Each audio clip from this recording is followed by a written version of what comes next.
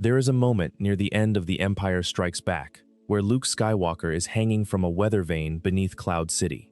He has just lost his hand. He has just lost his lightsaber.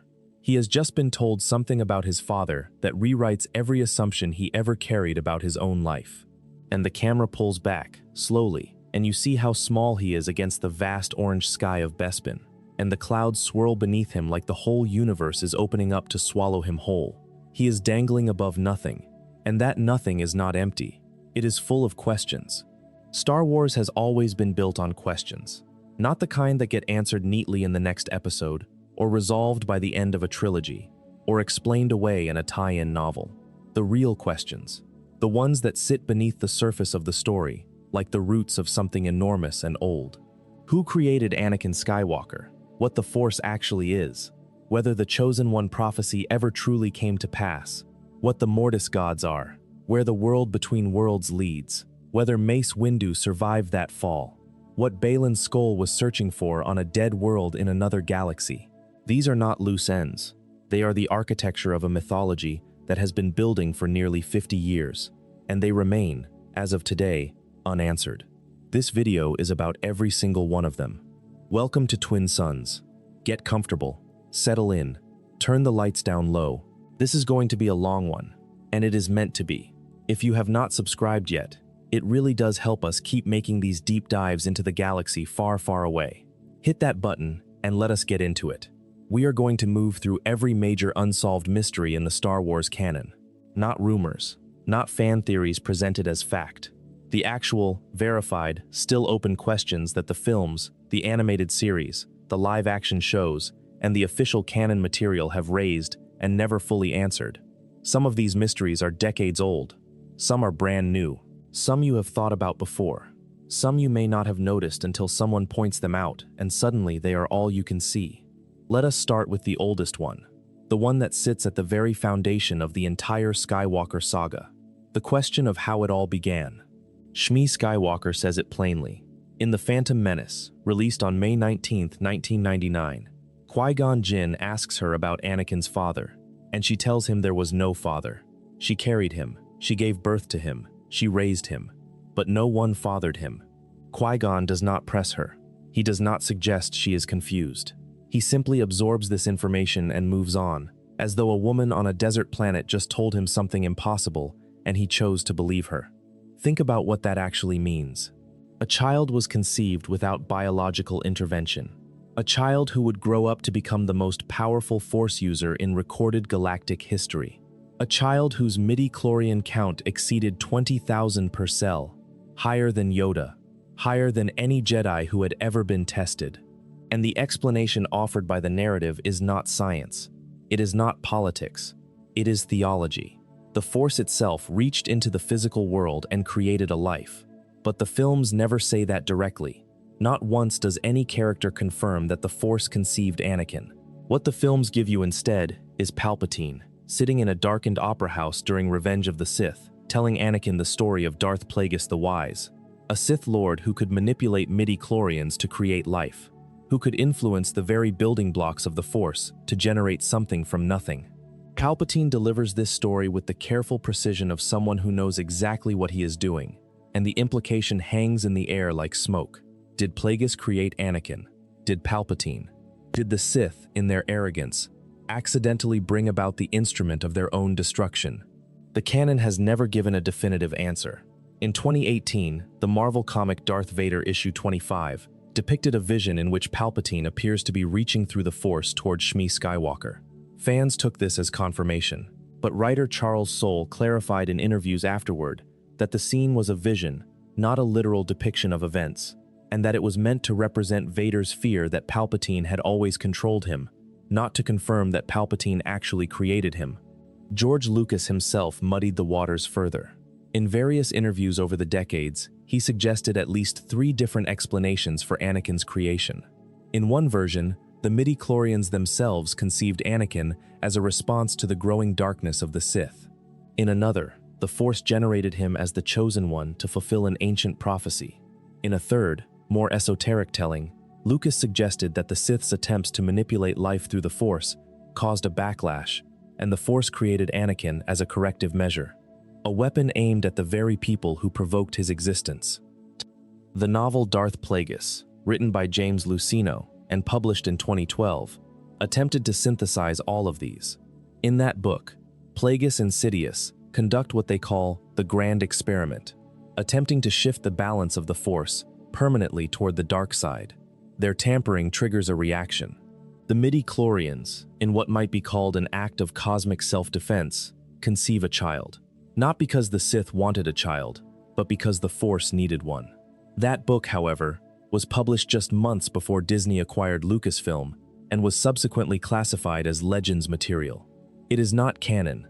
So what remains in the canon is the question itself, unanswered, unresolved. A boy born of no father on a planet where nothing grows, who would grow up to reshape the galaxy twice over, and nobody knows how. That is not a small thing. That is the foundational mystery of the entire saga.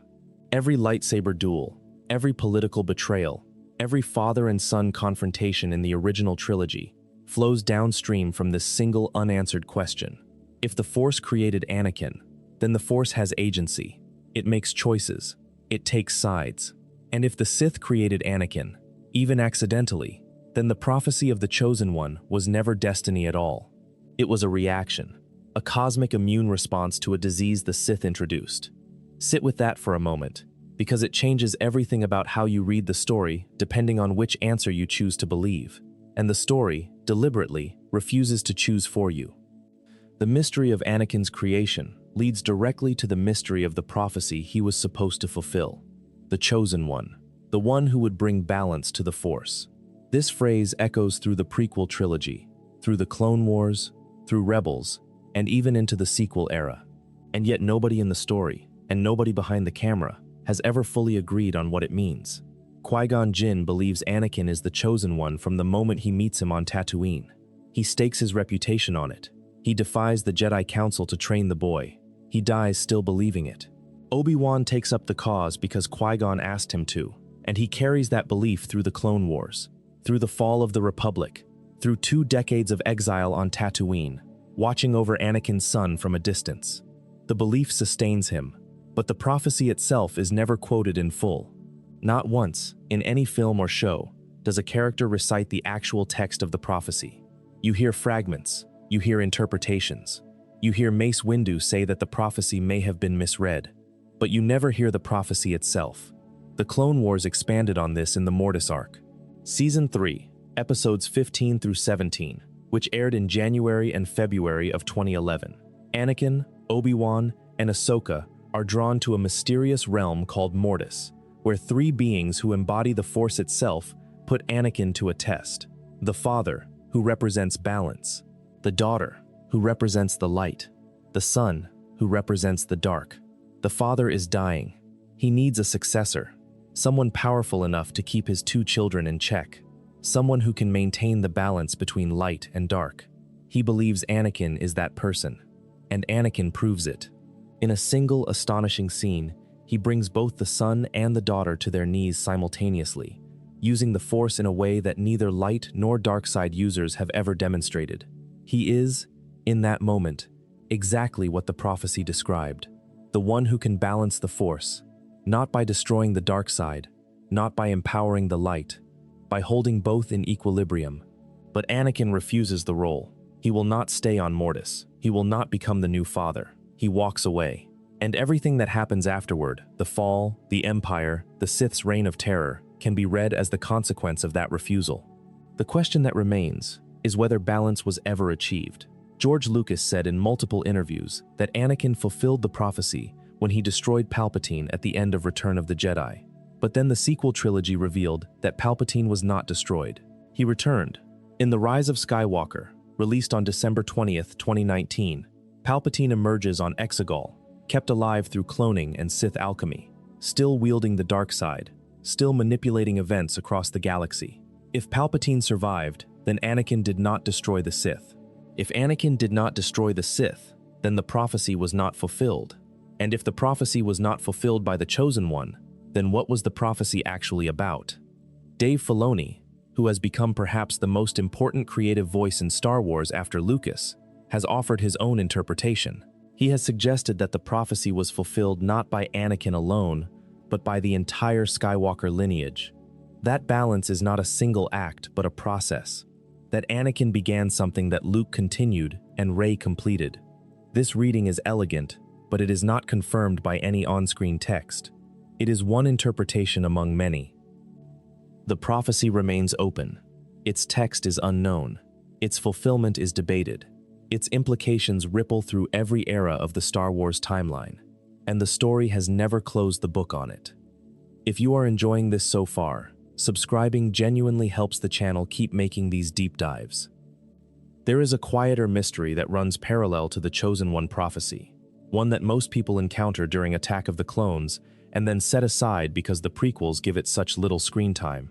But it is, in many ways, the engine that drives the entire Clone Wars and the fall of the Republic, the mystery of Sifo-Dyas.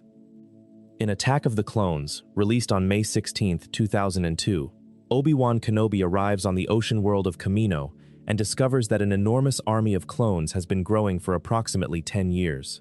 The Kaminoans tell him the army was commissioned by a Jedi Master named Sifo-Dyas, acting on behalf of the Galactic Republic. Obi-Wan has never heard of this arrangement. Neither has the Jedi Council. Neither has the Senate. An army of millions, grown in secret, paid for by unknown means, and authorized by a Jedi who, as far as anyone knew, had been dead for years. The film does not explain this. It raises the question and then moves on to other things. Count Dooku, lightsaber battles, the outbreak of war. Sifo-Dyas is mentioned and then forgotten, a name without a face, a mystery without a resolution. It took over a decade for the canon to provide answers. The Clone Wars, Season 6, Episode 10, titled The Lost One, which aired on Netflix on March 7, 2014, finally gave Sifo-Dyas a backstory. He was a Jedi Master who sat on the High Council before the events of the Phantom Menace. He possessed the gift of foresight. He saw a great war coming, a conflict that would devastate the galaxy, and he believed the Republic needed an army to survive it. The Council dismissed his warnings. They removed him from his seat, and he went to Kamino on his own, without authorization, and commissioned the clone army himself. But here is where the mystery deepens instead of resolving. Count Dooku discovered what Sifo-Dyas had done. Dooku, who was at that time already secretly the Sith apprentice Darth Tyrannus, saw an opportunity. He arranged for the Pike Syndicate to shoot down Sifo-Dyas' shuttle over the planet Obadiah. Sifo-Dyas died, and Dooku stepped in to take control of the project, funneling it to serve Palpatine's grand plan. He added the biochip protocol. He made sure each clone carried within its brain a hidden command, Order 66, that would one day turn every soldier against the Jedi they served beside. The Clone Wars answered the question of who Sifo-Dyas was and how Dooku hijacked his project, but it raised new ones that have never been resolved. How did Sifo-Dyas pay for the army? Cloning millions of soldiers is not cheap, and a disgraced Jedi with no political backing would not have had access to Republic funds. The Kaminoans accepted the commission, which means someone guaranteed payment. Who? The show never says. And there is an even deeper question. Sifo-Dyas foresaw the Clone Wars. He foresaw a galaxy-spanning conflict, but the Clone Wars were engineered by Palpatine. Every piece of that conflict was planned, orchestrated, manipulated into existence by the Sith. So what exactly did Sifo-Dyas see? Did he see the natural future of the galaxy? Or did he see the future Palpatine was constructing? Was his foresight genuine prophecy, or was it a vision planted by the dark side to ensure the Sith's plan would unfold?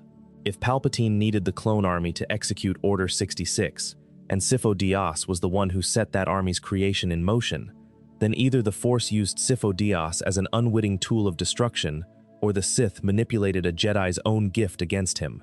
The show does not say which. It presents both possibilities and lets them coexist. Unresolved.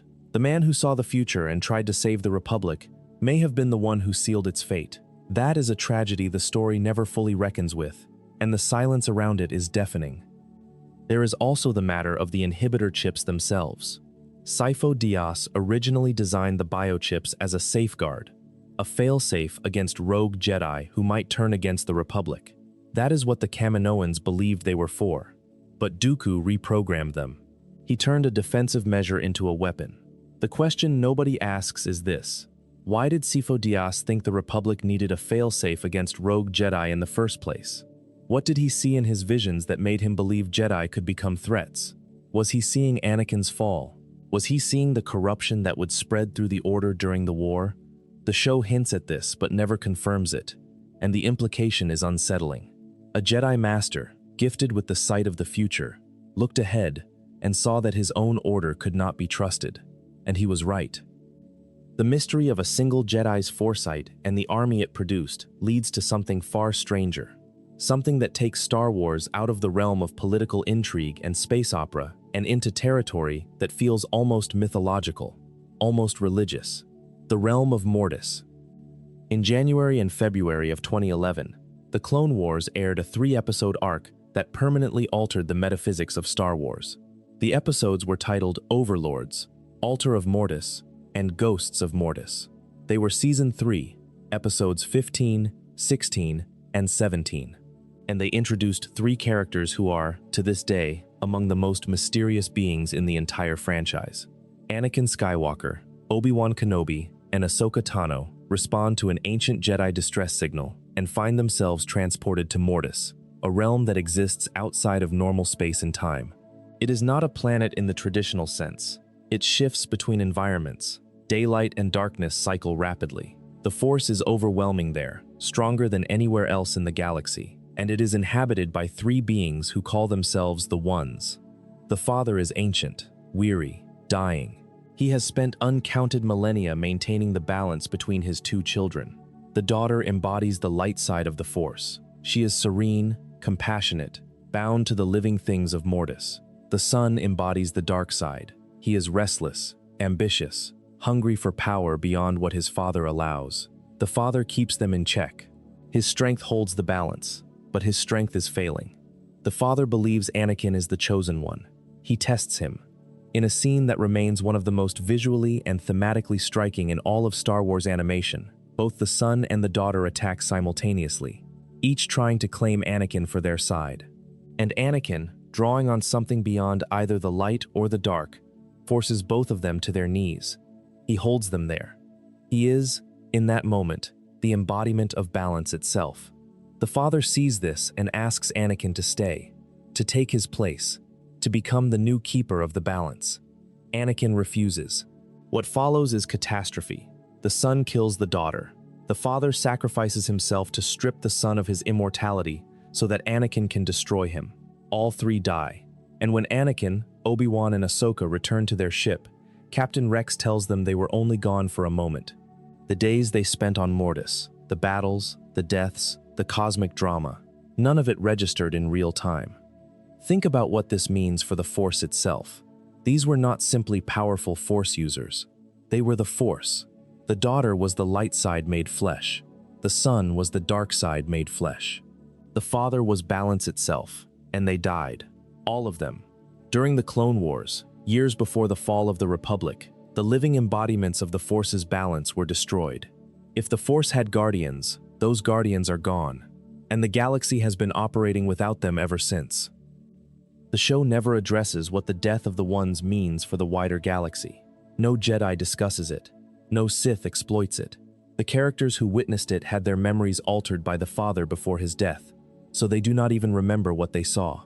The most significant metaphysical event in Star Wars history happened off the record, and the questions multiply from there. What were the Ones exactly? Were they the first Force users? Were they something older than the Force? Were they created by the Force, or did they pre-exist it? The Clone Wars refers to them as the Ones, but later material connects them to a group called the Celestials, beings of immense power who are said to have shaped the galaxy in its earliest eras. The connection is never made explicit. It is suggested, hinted at, left for the audience to piece together from fragments scattered across different shows and different timelines. There is a moment in the Mortis arc that deserves special attention. During Ghosts of Mortis, the Son shows Anakin a vision of the future. He shows him everything: the fall to the dark side, the slaughter of the Jedi, the mask, the breathing, the Empire, all of it. And Anakin, confronted with the full horror of what he will become, agrees to join the Son. He agrees to help prevent this future by embracing the dark side now, before it is too late. The father intervenes. He erases Anakin's memory of the vision.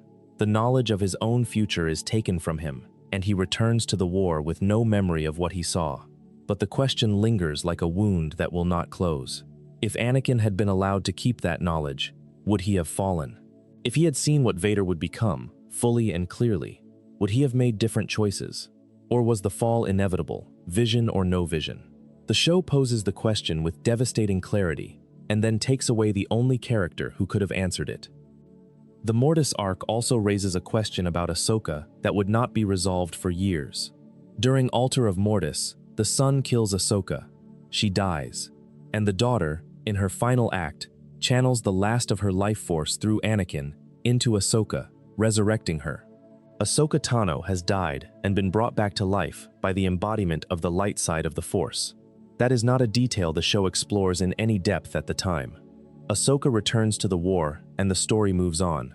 But that act of resurrection connects Ahsoka to the cosmic machinery of the Force in a way that no other character shares. She carries a piece of the daughter within her. The Convor, the owl-like bird that follows Ahsoka through Rebels and into the Ahsoka series, is strongly implied to be Morai, a creature associated with the daughter. It watches over Ahsoka. It appears at moments of crisis. It is there when Ahsoka walks into the darkness of the Sith temple on Malachor, and it is there when she walks out. What does it mean that Ahsoka carries part of the daughter? Is she partially a vessel for the light side of the Force in the same way the daughter was? Does this explain her survival in situations where others would have died? Does this explain her unique position in the Force? Neither fully Jedi nor something else entirely. The show has never answered these questions. The Ahsoka series, which premiered on Disney Plus on August 22, 2023, danced around them, but never committed to an explanation. Ahsoka exists in a space the narrative has carved out, but refuses to define.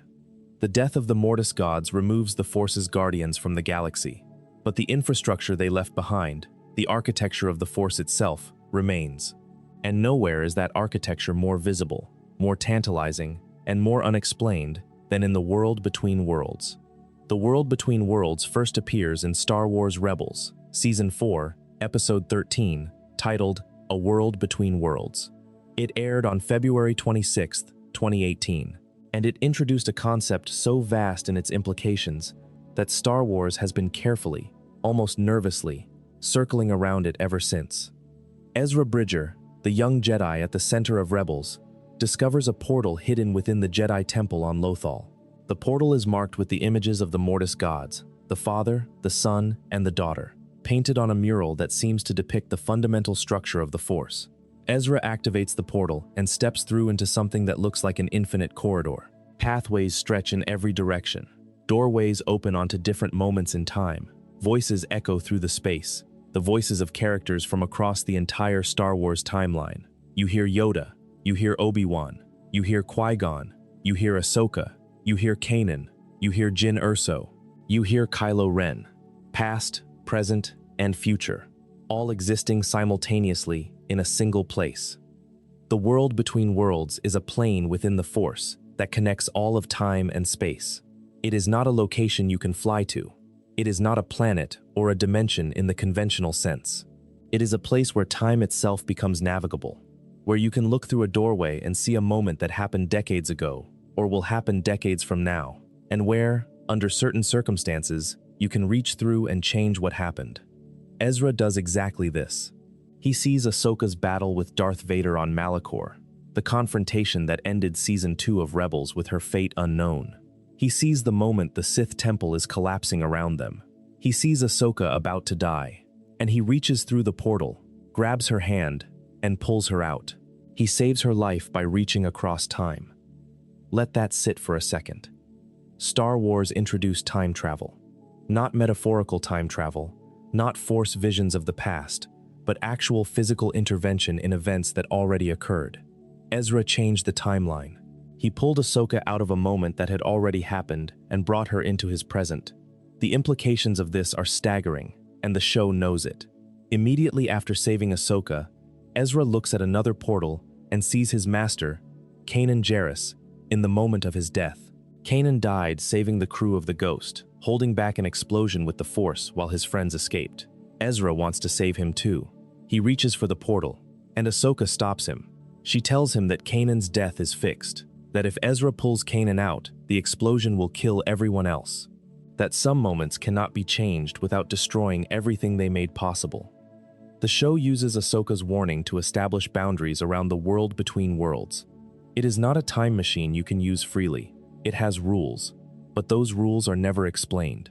Why could Ezra save Ahsoka but not Kanan? Is it because Ahsoka's death was not meant to happen? Or is it because Kanan's death was a fixed point that the Force required? Who decides which moments are fixed and which are fluid? The Mortis gods are dead. The Father is gone. There is no one left to maintain the balance. So who, or what, governs the world between worlds? Emperor Palpatine tries to access it. In the same episode, Palpatine uses Sith sorcery to reach into the world between worlds from his chambers on Coruscant. He nearly succeeds. Blue flames pour through a portal, chasing Ezra and Ahsoka through the corridors of time.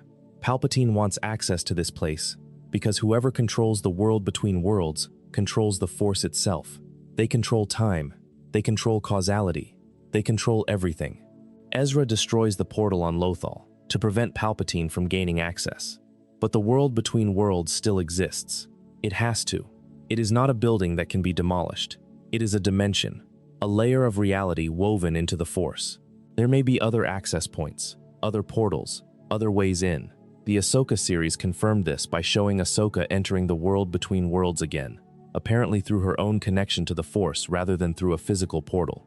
In Episode 4 of Ahsoka, titled Fallen Jedi, which aired on September 5, 2023, Ahsoka is struck down in battle and wakes up in the world between worlds, where she encounters a vision of Anakin Skywalker.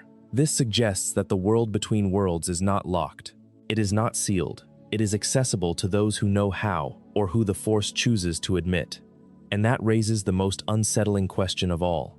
If the world between worlds allows intervention in the past, why does the Force not use it more often? Why was Ezra allowed to save Ahsoka, but nobody saved Qui-Gon Jinn? Nobody saved the younglings during Order 66. Nobody went back and warned the Jedi about Palpatine. The world between worlds exists, and the galaxy is still full of tragedy. Either the Force has reasons for allowing suffering that are beyond mortal understanding, or the world between worlds is not governed by the Force at all, but by something else, something the story has not yet revealed. The entry point on Lothal was marked with the images of the Mortis gods. The portal responded to the Force in a way that suggested it was built, designed, engineered by beings of immense power. The Celestials, the Ones, whatever you want to call them. They created a mechanism for navigating time, and they hid it behind a doorway that only the right person, at the right moment, could open. And then they died, leaving the doorway and whatever lies beyond it unguarded. Star Wars has not explained who built the world between worlds. It has not explained how it works. It has not explained why it exists. It has shown it twice, in Rebels and in Ahsoka, and both times treated it with a kind of reverent caution, as though the show itself is not sure how much of this mystery it is ready to unravel. The world between worlds is not a loose thread. It is the thread. Pull it, and the entire fabric of Star Wars mythology starts to shift. The architecture of the Force, the cosmic infrastructure that the Mortis gods maintained and the world between worlds reveals, has one more manifestation that deserves attention. One that is quieter, stranger, and in some ways more unsettling than either of them. It lives on a planet called Atollon, and its name is the Bendu. In Star Wars Rebels, Season 3, a massive creature stirs from what appears to be centuries of hibernation on the surface of Atollon, the planet where the Rebel Alliance has established a base. The creature is enormous, ancient. It speaks with the voice of Tom Baker, the legendary British actor best known for playing the Fourth Doctor in Doctor Who, and there is something in that casting choice that tells you exactly what kind of character this is. A being who exists on a different scale than the people around him. Who sees more? Who knows more? Who cares less about the concerns of mortals than mortals might like? The Bendu introduces himself to Kanan Jarrus with a phrase that has never been fully explained. He says he is the one in the middle, not the light side, not the dark side. The middle. He is neither Jedi nor Sith. He claims no allegiance. He takes no side in the war. He simply is. Think about what that means in the context of everything the Mortis arc established. The father was balance. The daughter was light. The son was dark. The father is dead.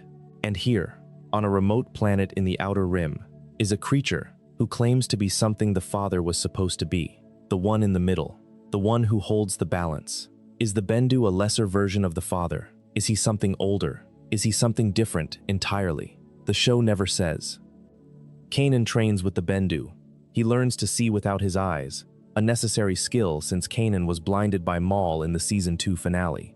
The Bendu teaches him to connect with the Force in ways that go beyond Jedi training, beyond the structures and hierarchies of the Order.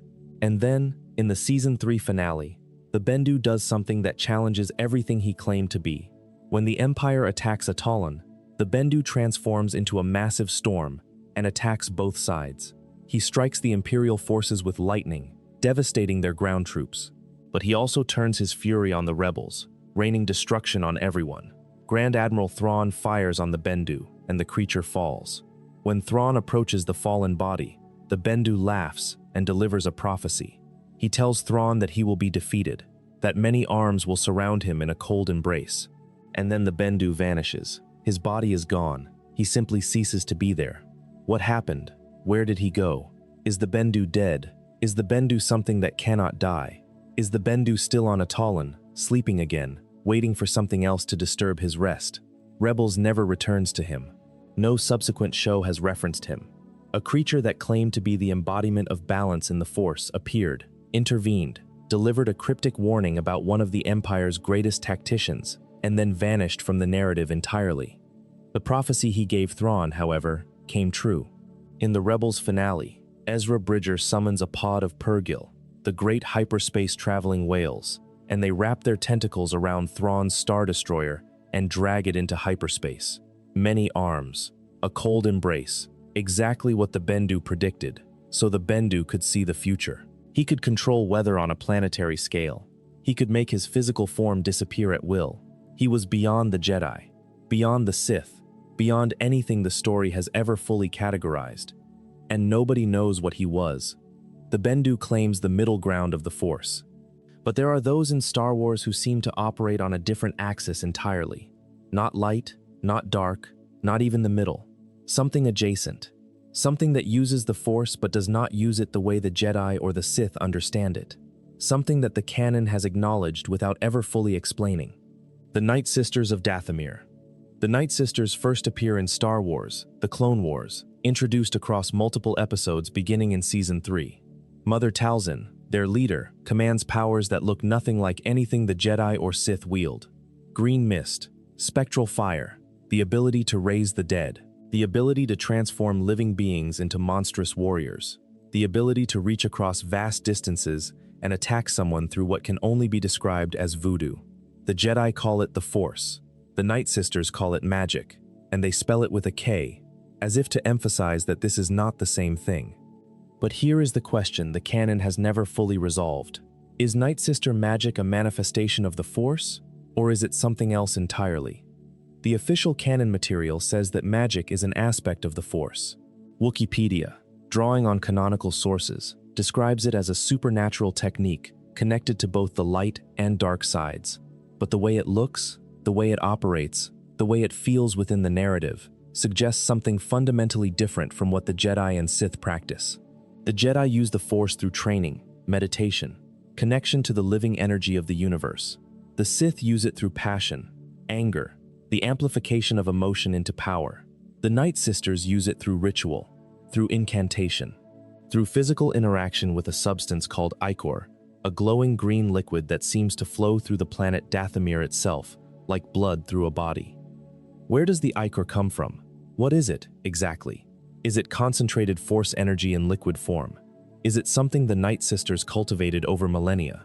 Is it natural to Dathomir, or did someone bring it there? The canon does not say.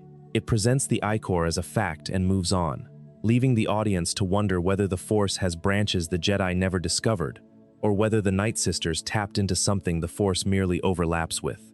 The Ahsoka series deepened this mystery considerably.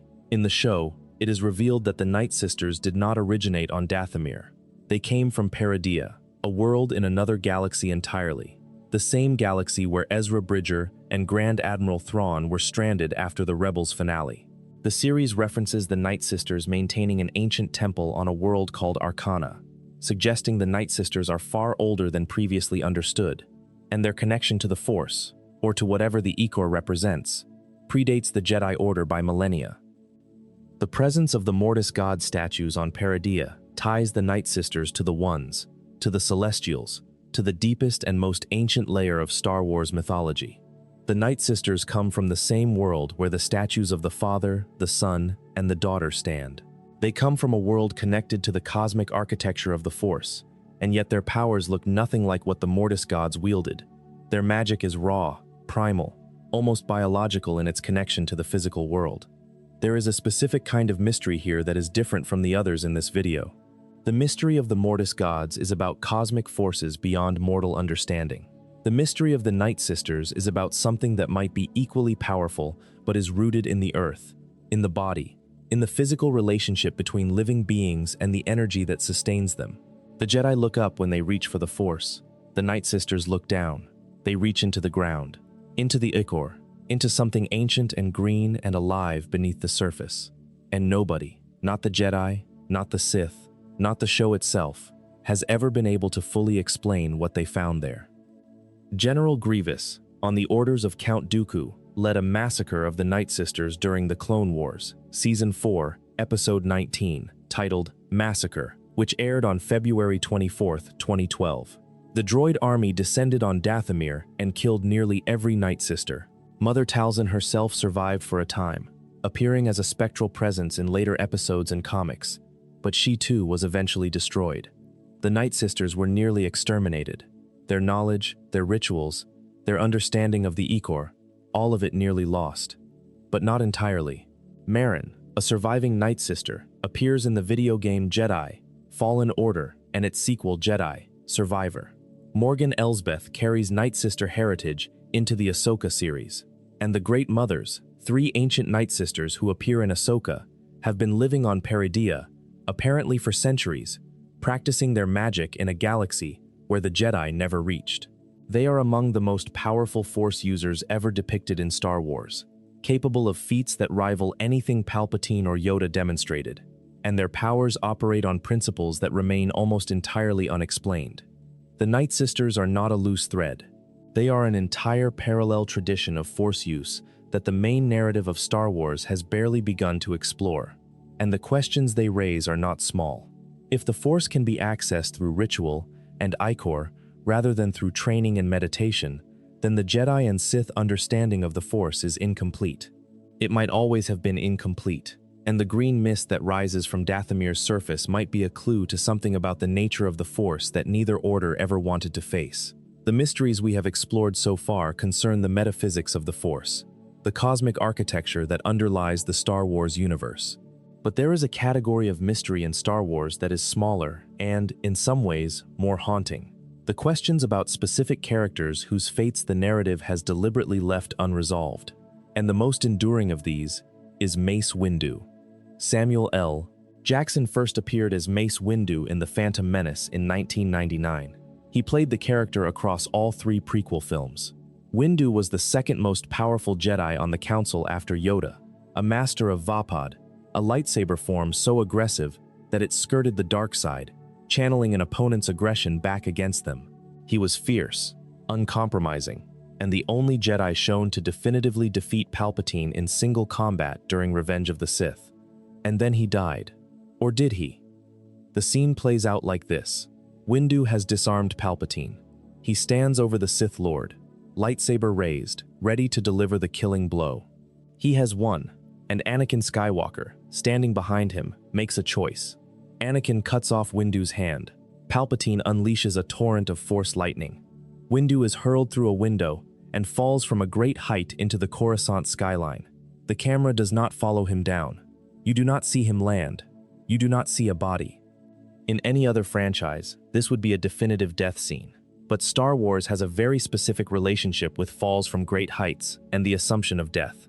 Darth Maul was cut in half and fell down a reactor shaft, and he survived. Palpatine was thrown down a reactor shaft on the Death Star, and he survived.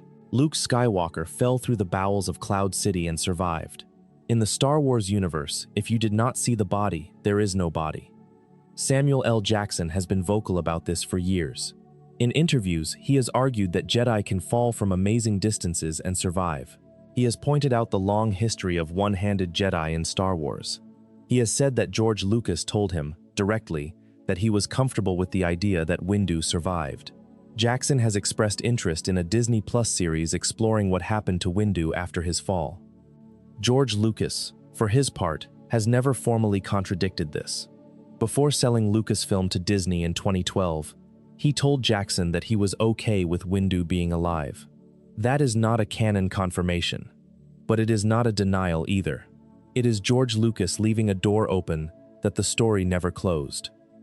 The current canon has not addressed Windu's fate beyond Revenge of the Sith. He does not appear in any post-Order 66 material. He is not mentioned as having survived, but he is also not confirmed dead in the way that other Jedi are. There is no grave, no Force ghost, no memorial. He simply vanishes from the story at the moment he goes through that window, and the narrative never looks back.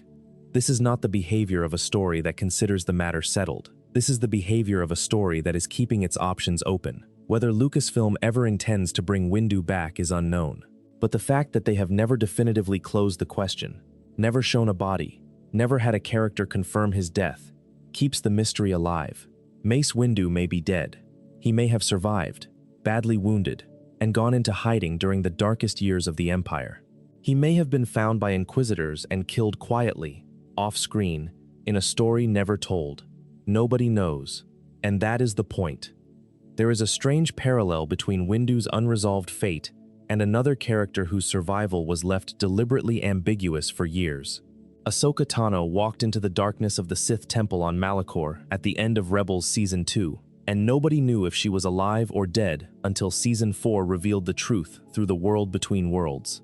The difference is that Ahsoka's mystery was resolved, Windu's has not been, and the longer it remains unresolved, the more weight it accumulates. A Jedi Master who could channel the dark side into a weapon, who defeated a Sith Lord in combat, who was betrayed by the Chosen One himself. If he survived, what did that survival look like? What kind of person would Mace Windu become after everything he believed in was destroyed?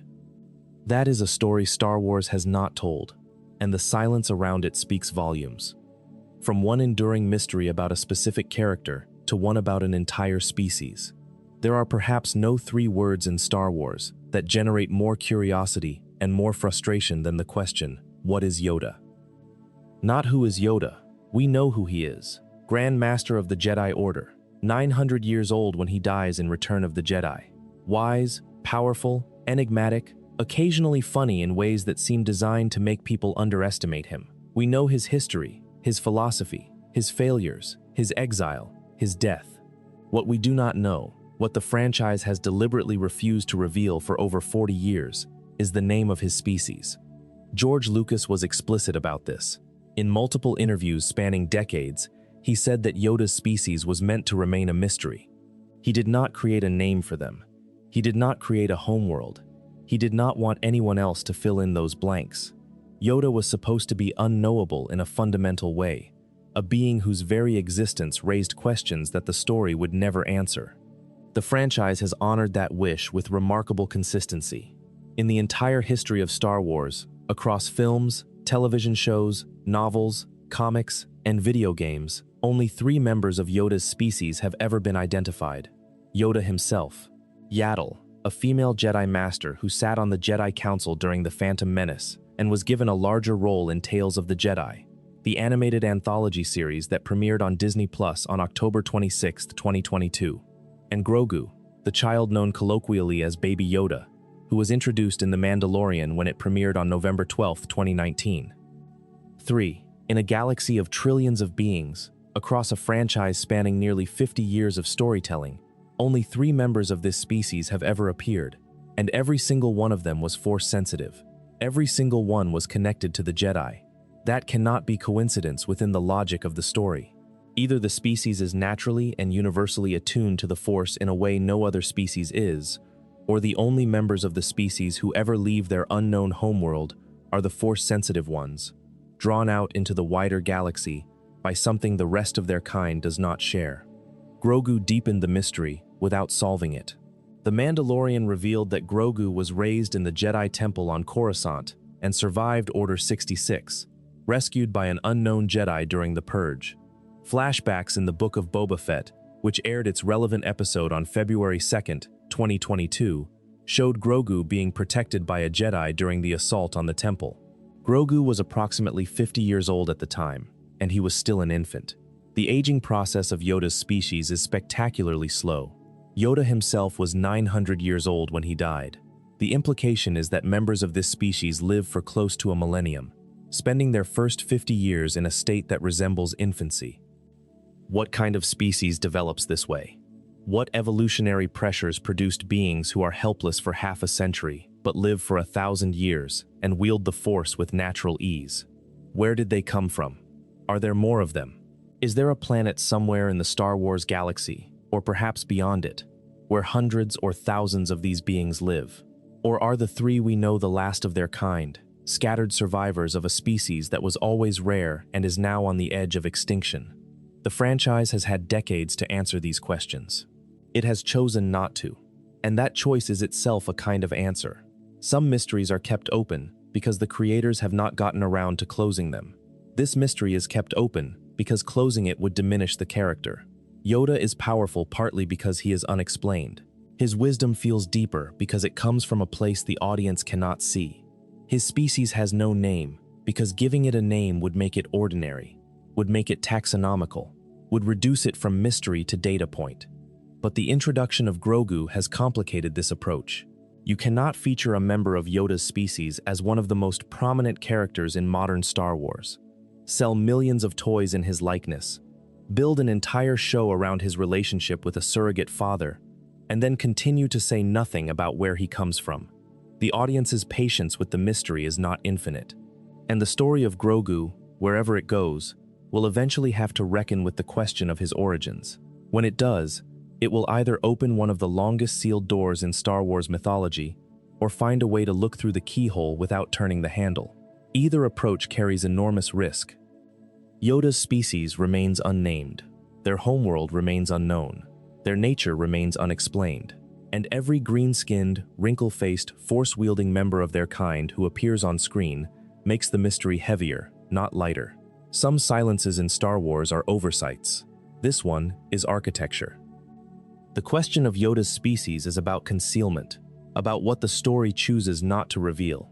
But there is a related mystery that is about something different, something the story has tried to reveal, repeatedly, across multiple eras of storytelling, and has never quite managed to make fully coherent. The mystery of how death works in Star Wars, specifically, the mystery of the Force Ghost. When Obi-Wan Kenobi dies on the Death Star in A New Hope, he vanishes. His body disappears, his robes fall to the floor, and later, his voice speaks to Luke from beyond death, guiding him during the trench run. By The Empire Strikes Back, Obi-Wan appears as a translucent blue figure, visible and conversational. Yoda does the same in Return of the Jedi, and in the final scene of that film, three Force ghosts stand side by side, Obi-Wan, Yoda, and Anakin Skywalker. The implication is clear. Some Jedi can survive death. They can maintain their consciousness, their identity, their ability to interact with the living world. They become ghosts. But how? And why them and not others? The prequel trilogy and the Clone Wars attempted to answer this. Qui-Gon Jinn, as it turns out, was the first Jedi in thousands of years to discover the path to post-death consciousness. He learned it from a figure called the Shaman of the Wills, a being whose identity and nature remain largely unexplored. But Qui-Gon was killed by Darth Maul before he could complete his training. This is why, for years after his death, Qui-Gon could only manifest as a disembodied voice. He appeared to Yoda during the Clone Wars, speaking from the ether, guiding the Grand Master toward a journey that would change everything. That journey occupies the closing arc of the Clone Wars Season 6, sometimes called the Lost Missions. In episodes 11 through 13, released on Netflix on March 7, 2014, Yoda follows Qui-Gon's guidance to the very source of the Force. He travels to Dagobah, where he encounters the dark side cave that Luke will one day enter.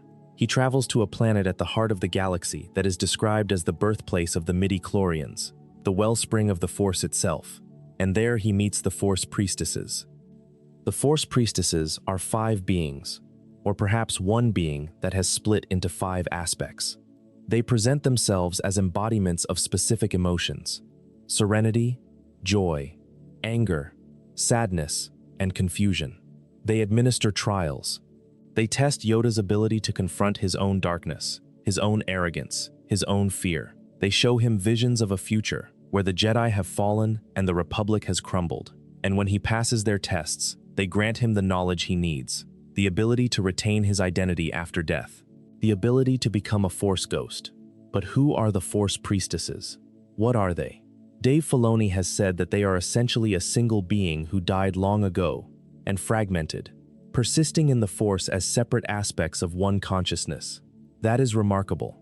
A being so powerful, so deeply connected to the Force, that even death could not dissolve it entirely, only scatter it into pieces that each retained awareness. How long ago did this being die? What were they in life? Were they a Jedi? Were they something older? Were they connected to the ones of Mortis, to the Celestials, to the Wills? The show does not say.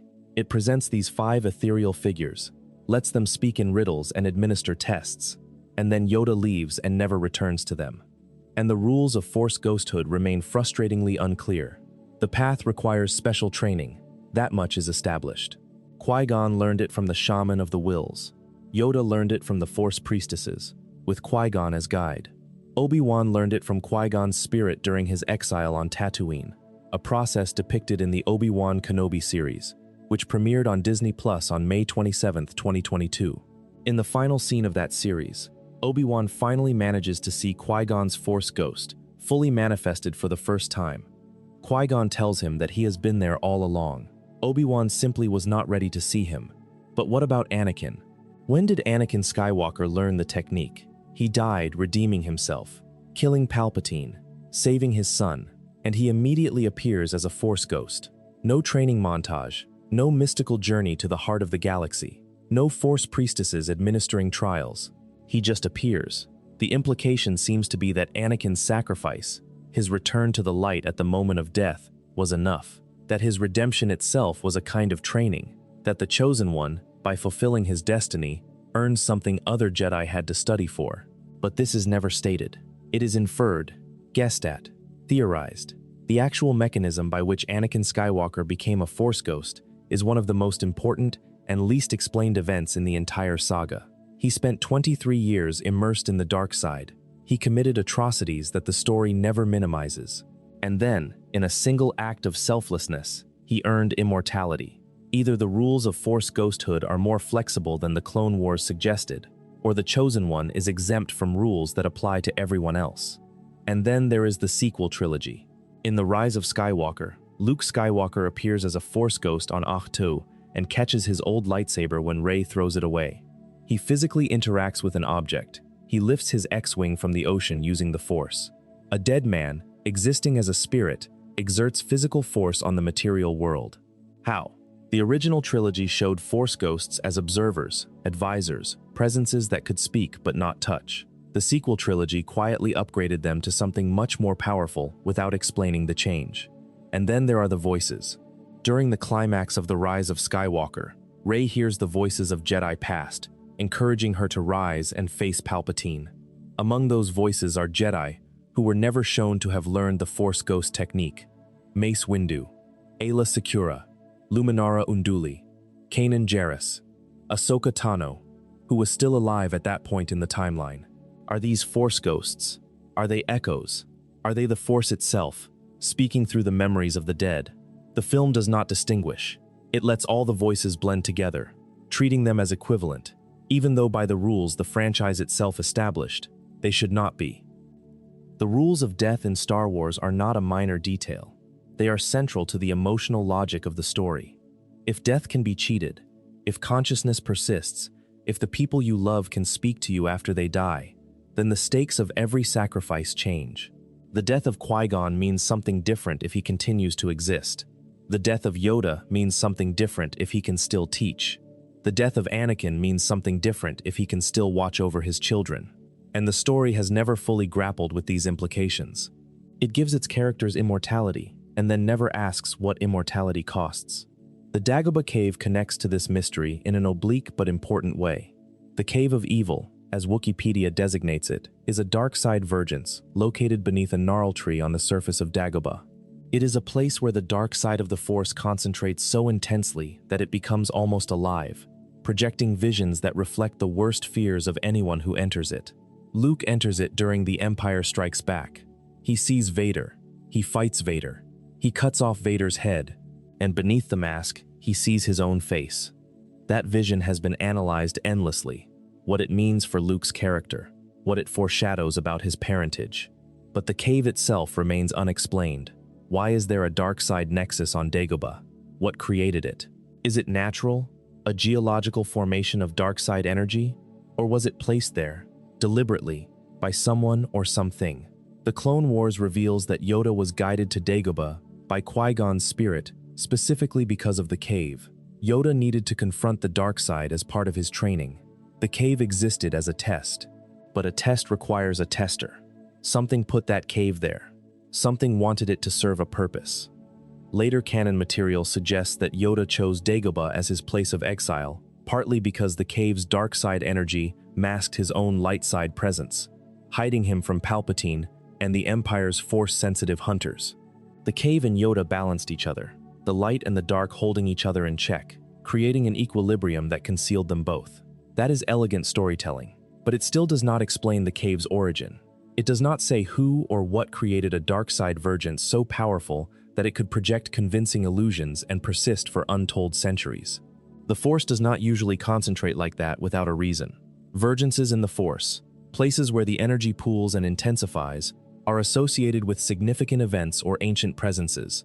Something happened on Dagobah, at some point in the deep past, that left a scar in the Force, and nobody knows what it was. And now, let us wade deeper still. The mysteries of Force ghosts and dark side vergences are, at their core, mysteries about the rules of the Star Wars universe. They ask how things work, but there is a level of mystery in Star Wars that sits even deeper than that. Not how things work, but what things are. The most fundamental question of the entire franchise, the one that every other mystery orbits, is this: what is the Force? It sounds like a simple question. The Force is the energy field created by all living things. It surrounds us. It penetrates us. It binds the galaxy together.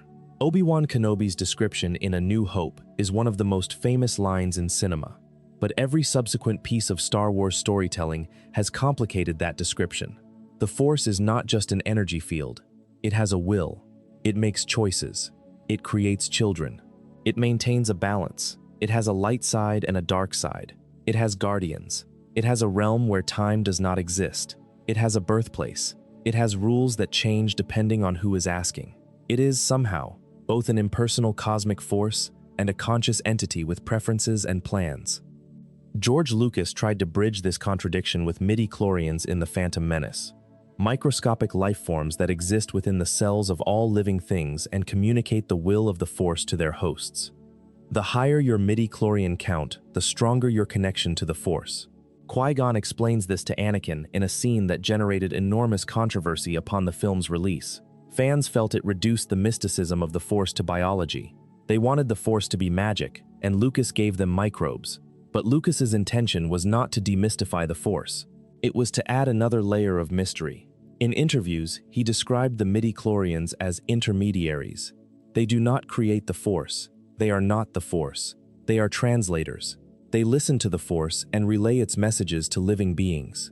The Force itself remains something beyond physical reality, something that midi-chlorians provide access to but do not constitute. Lucas compared them to mitochondria, the organelles within human cells that are believed to have once been independent organisms, a biological component of a spiritual system. And then Lucas went further.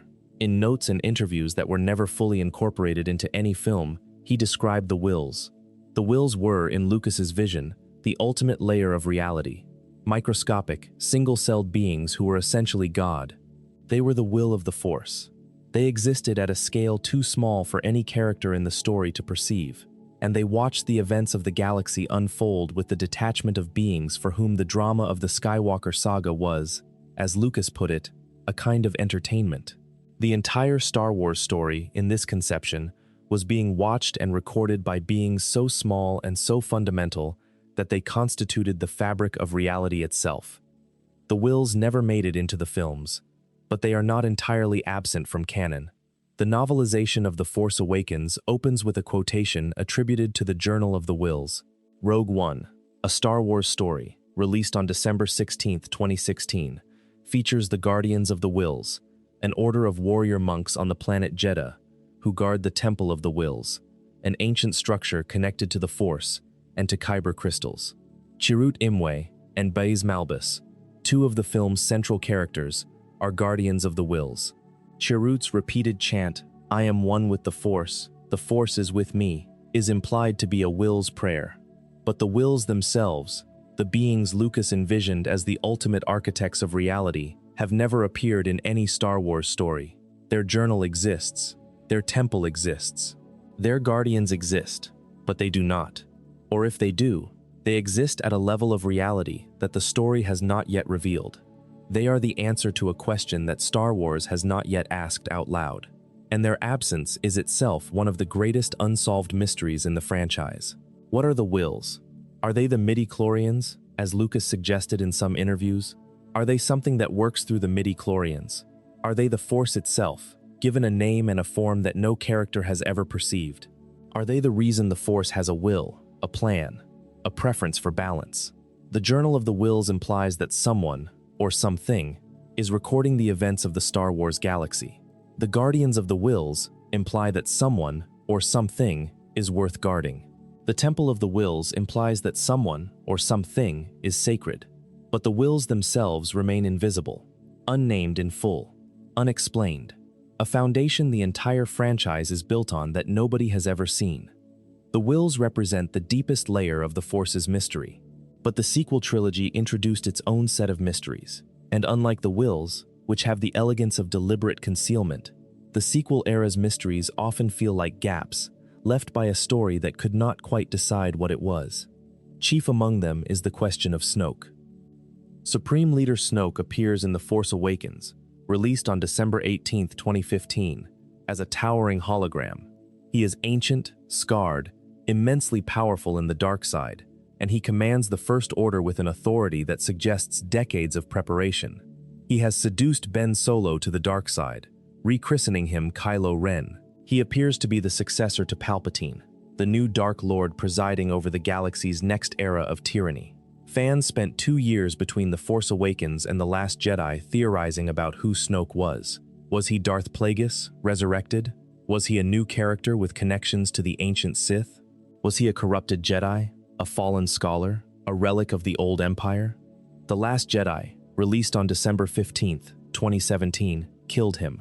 Kylo Ren bisected Snoke with a lightsaber during a throne room scene, and the Supreme Leader fell dead without his identity or origins ever being explained. Director Rian Johnson made a deliberate storytelling choice here. Snoke's purpose, in Johnson's conception, was not to be the ultimate villain. His purpose was to be the obstacle that Kylo Ren had to overcome in order to claim his own power. Snoke's origins were irrelevant to the story Johnson was telling. But then The Rise of Skywalker, directed by J.J. Abrams and released on December 20, 2019, brought Palpatine back and retroactively explained Snoke as a creation of the resurrected Emperor. On the planet Exegol, in a laboratory of horrors, the film shows tanks filled with Snoke bodies, copies, duplicates. Snoke was not a person.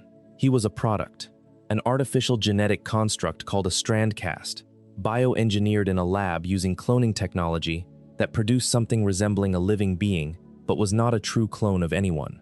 He was built to serve a purpose, and then discarded when that purpose was fulfilled. The extended canon material fills in additional details. Snoke was originally created as a potential vessel for Palpatine's own consciousness, a body that could house the Emperor's spirit after his death at the hands of Darth Vader. But Snoke's body was not strong enough to contain Palpatine's dark side essence. So Palpatine pivoted. He used Snoke as a puppet, programming him to lead the First Order and to corrupt Ben Solo, preparing the way for Palpatine's eventual return. Snoke believed he was his own person. He had an independent mind, independent thoughts, independent ambitions. But he was always being manipulated from the shadows by a Sith Lord who was supposed to be dead. This explanation answers the question of what Snoke was, but it raises a dozen more. How did Palpatine survive his death on the second Death Star? The film gives you one line, delivered by Poe Dameron. Somehow, Palpatine returned. 3 words that carry the full weight of the sequel trilogy's most fundamental narrative problem.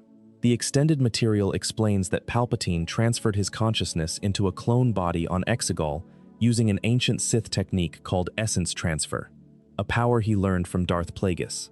But the clone body was weak. It decayed. It could not sustain his full power. He was trapped on Exegol, withering, waiting for a solution. But this explanation, while detailed in novels and comics, is never articulated in the film itself. The audience is asked to accept that the most powerful villain in cinema history returned from the dead, and the mechanism of that return is handled with a shrug. The mystery is not whether Palpatine returned. He clearly did. The mystery is how the story expects you to make sense of it. And there are deeper questions. Exegol is described in canon as a vergence in the Force, a place where the boundary between life and death is thin. This is why the Sith sought it out. This is why Palpatine's cloning operation was based there. But who discovered Exegol? How old is it? What was there before the Sith arrived? The Sith Eternal, the cult that maintained Palpatine's operations on Exegol, are described as devotees who have served the dark side for generations. Who are they? Where did they come from? How did thousands of cultists build a massive fleet of Star Destroyers in secret on a planet that does not appear on any nav chart? The film shows the fleet. It does not explain the logistics. It presents the Sith Eternal as a fully functioning society dedicated to a dead emperor and expects the audience not to ask how any of that works. The mystery of Palpatine's return is not really a mystery in the traditional sense. It is a gap in the storytelling, a place where the narrative's ambition exceeded its willingness to do the explanatory work, and the result is a cluster of questions that are technically answerable through supplementary material, but feel, within the films themselves, like silences where answers should have been. The connection between Snoke, Palpatine's return, and the wider mythology of Star Wars is the concept of the Force Dyad. This is perhaps the most significant piece of new Force lore introduced in the sequel trilogy, and it remains, despite the film's best efforts, one of the least understood. A Force Dyad, as described in The Rise of Skywalker, is a bond between 2 Force-sensitive beings so powerful that it transcends space, time, and even death. Rey and Kylo Ren are a dyad. They can see each other across vast distances. They can feel each other's emotions. They can physically interact through their bond, passing objects between them even when they are on opposite sides of the galaxy. In the film's climax, Rey uses the power of the dyad to channel the strength of every Jedi who has ever lived, and she destroys Palpatine. Ben Solo then uses the dyad's power to resurrect Rey from death, at the cost of his own life. The concept is presented as ancient. The Sith Eternal inscribed prophecies about the dyad in runes on the walls of their temple. Darth Plagueis attempted to create a dyad with his apprentice Palpatine and failed. Palpatine attempted to create one with Darth Vader and failed. The dyad is described as something the Force itself creates, not something that can be manufactured. It requires both light and dark in perfect balance. It requires 2 beings who are, in some fundamental way, mirrors of each other. But the mechanics of the dyad are never explained. What triggers its creation? Is it biological, spiritual, or something else entirely? Rey and Ben Solo's dyad appears to have been forged at the moment Ben turned to the dark side, as if the Force created a connection to the light, in the same instant he abandoned it. But why these 2? Why not any of the other Force-sensitive beings who have existed across millennia? The dyad is described as a phenomenon that had not been seen for generations, but the story never says why. If the Force creates dyads when they are needed, what need produced this one? And the dyad's power is described in terms that should alarm anyone paying attention to the wider mythology. A power like life itself. That is the phrase used in The Rise of Skywalker. A power like life itself. That is not the description of a strong Force bond. That is the description of something fundamental to the nature of reality. The dyad is not a skill. It is not a technique. It is a feature of the Force's architecture, like the world between worlds or the Vergences, or the Mortis gods. And like those other features, it has been introduced without a full explanation of what it means or where it came from. The most troubling aspect of the Dyad is what it implies about the Force's sense of fairness. The Force created a bond between a young woman who had been abandoned on a desert planet and the grandson of Darth Vader, who was being seduced by a resurrected Sith Lord. That bond connected them emotionally, mentally, and spiritually, without either of them consenting to it. It tied Rey's fate to Ben Solo's in ways that neither of them chose, and the bond's ultimate resolution required Ben Solo to die. The Force created a connection that demanded a sacrifice.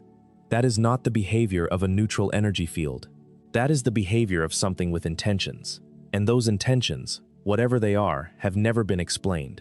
If you are still with us, a quick reminder that subscribing is the single best way to support these long explorations of Star Wars lore. From the cosmic to the personal. From the architecture of the Force to the architecture of a single lightsaber. There is a mystery in Star Wars that is, on its surface, absurdly simple. How did Maz Kanata get Luke Skywalker's lightsaber? The lightsaber in question has one of the longest histories of any object in Star Wars. It was built by Anakin Skywalker. He carried it through the Clone Wars. He used it during the assault on the Jedi Temple.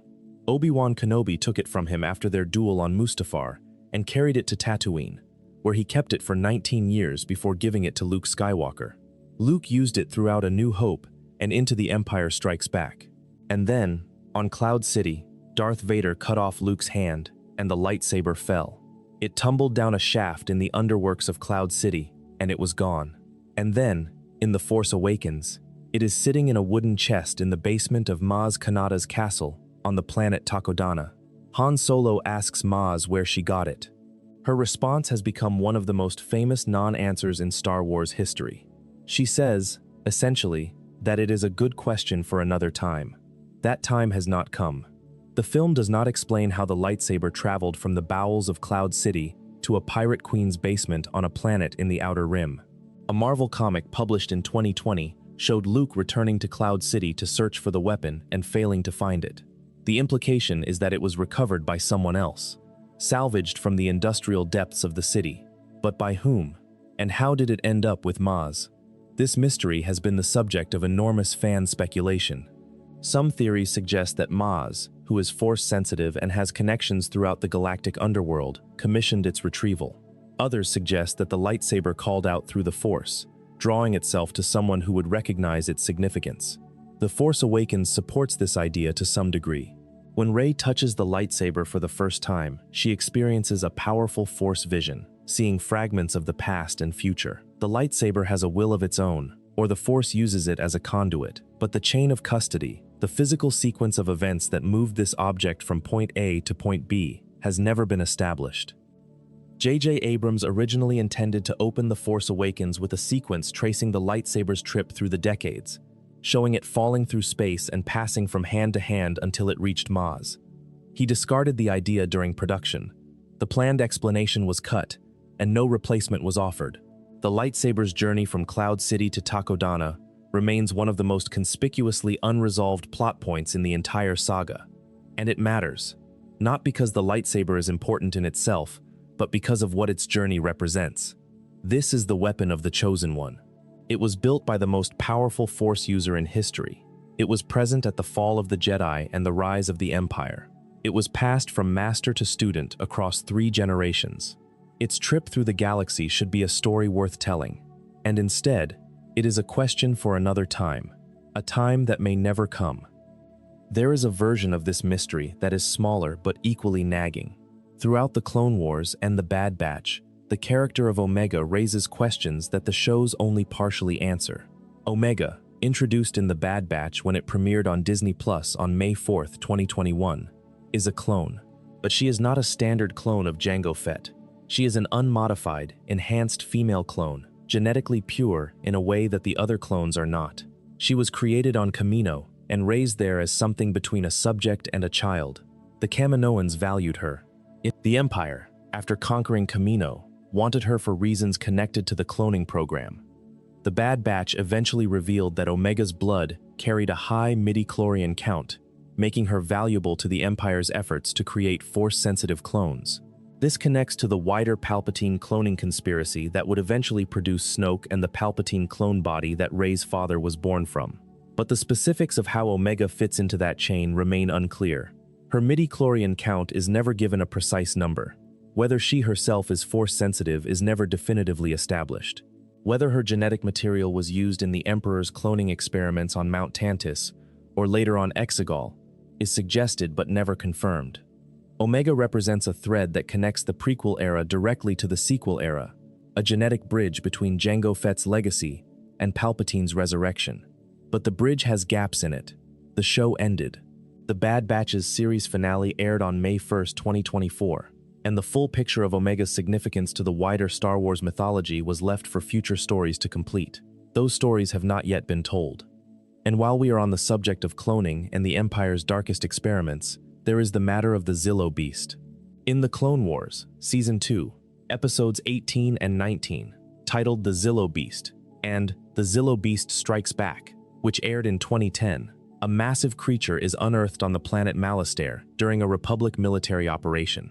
The Zillo Beast is enormous, reptilian, and possesses a hide so tough that lightsabers cannot cut through it. Palpatine is fascinated, not by the creature itself, but by its armor. He sees military potential. He orders the beast brought to Coruscant for study. The beast breaks free, rampages through the capital, and is eventually killed with poison gas. Palpatine's last order in the episode is to have the beast cloned. That cloning order is never resolved in the Clone Wars. It hangs there, a loose thread trailing from the end of an episode, suggesting that somewhere in the galaxy, the Empire is growing more Zillo beasts. The Bad Batch picked this thread up over a decade later. In its final season, cloned Zillo beasts appear on Mount Tantiss, the Empire's secret cloning facility. They are being used for experiments, for genetic material, for whatever dark purposes Dr. Royce Hemlock and his team require. The existence of cloned Zillo beasts is confirmed, but the purpose of the cloning is never fully explained. Were they being grown for military use? Were their indestructible hides being studied for application to stormtrooper armor or starship hulls? Were they simply another byproduct of Palpatine's obsession with controlling and replicating life? The Zillo Beast cloning program connects to one of the oldest patterns in Star Wars storytelling. Palpatine is always trying to cheat nature. He clones armies. He clones beasts. He clones himself. He reaches for immortality through biology and sorcery simultaneously, and every attempt produces something twisted. The clones serve his war. The beasts serve his experiments. His own clone body decays beneath him. The midi-chlorian manipulation that may have produced Anakin spawned the instrument of his destruction. Palpatine's relationship with cloning is a microcosm of his relationship with the Force itself. He takes what is natural and forces it into shapes it was never meant to hold, and the Force, eventually, pushes back. But the specific question of the Zillo Beast clones remains open. Were they all destroyed when the rebels assaulted Mount Tantiss? Are there more somewhere, growing in vats in some forgotten Imperial facility? The Bad Batch suggests that the Tantiss facility was largely destroyed, but Star Wars has a long history of Imperial programs that survived the destruction of their primary facility. Palpatine himself survived the destruction of the Death Star. Snoke was grown after the Empire fell. The reach of Palpatine's cloning ambitions may extend further than any single show has revealed. There is a moment in The Acolyte that deserves attention here, even though the show's cancellation means that its mysteries may never be resolved. The Acolyte, created by Leslie Headland, premiered on Disney Plus on June 4, 2024, and was cancelled after one season later that summer. It was set approximately 100 years before The Phantom Menace, during the High Republic era, and it introduced twins named Osha and May who were born through a process that the show never fully explains. May and Osha were created by a coven of Force-wielding witches on the planet Brendok. Their mother, Mother Anastasia, used what appears to be a dark side ritual, a thread of the Force, to conceive them. They have no father. Sound familiar? Like Anakin Skywalker, these twins were born without biological paternity. Like Anakin, their existence seems to be connected to manipulation of the Force at its most fundamental level, and the show draws explicit parallels between the twins and the broader mystery of the Chosen One, only to leave those parallels unresolved when the series was cancelled. The Acolyte's finale separated the twins. Osha chose to train with a mysterious dark side user called the Stranger, later connected to the Sith lineage that would eventually produce Darth Plagueis and Darth Sidious. May had her memories wiped and was placed in the care of the Jedi. Mother Coral, another member of the Brendok Coven, may have survived the destruction of her community and may have connections to the Nightsisters of Dathomir. The threads are there. The history they were meant to form was never completed. The cancellation of the Acolyte is itself a kind of mystery. Not a narrative one, but a metatextual one. A show designed to explore the deepest mythological questions of Star Wars. Questions about the nature of the Force, the origins of the Sith, the relationship between creation and destruction, was cut short before it could answer them. Whether those questions will be picked up by future stories or abandoned entirely is unknown. But the twins of Brendok, conceived without a father through Force manipulation, remain in the canon as echoes of the saga's oldest mystery. They are proof that the Force has been creating life outside the normal biological channels for far longer than anyone suspected, and the implications of that have barely been explored. The mysteries of the sequel era and the mysteries of the High Republic era share a common quality. They are mysteries that feel unfinished rather than deliberately preserved. The Wills are a mystery because George Lucas chose to keep them mysterious. Yoda's species is a mystery because concealment is part of the character's design. But Snoke's origins, Palpatine's return, the Force Dyad, the twins of Brendok, these are mysteries that feel like they were intended to be answered and then were not. The difference between a mystery the story keeps and a mystery the story loses is the difference between architecture and accident. Star Wars contains both, and part of the challenge of loving this franchise is learning to tell them apart. But there is one more mystery that sits squarely in the category of deliberate concealment. One that is among the most recent in the franchise and among the most tantalizing. The mystery of what Baylan Skoll was searching for on Peridea. Baylan Skoll was introduced in the Ahsoka series, played by the late Ray Stevenson, who passed away on May 21, 2023, before the series finished airing. Baylan is a former Jedi who survived Order 66 and emerged from the experience profoundly disillusioned. He does not serve the dark side in the way the Sith do. He does not seek power for its own sake. He is searching for something. He tells his apprentice, Shin Hati, that he has heard stories since he was a child in the Jedi Temple. Stories about a power that existed before the Jedi and the Sith.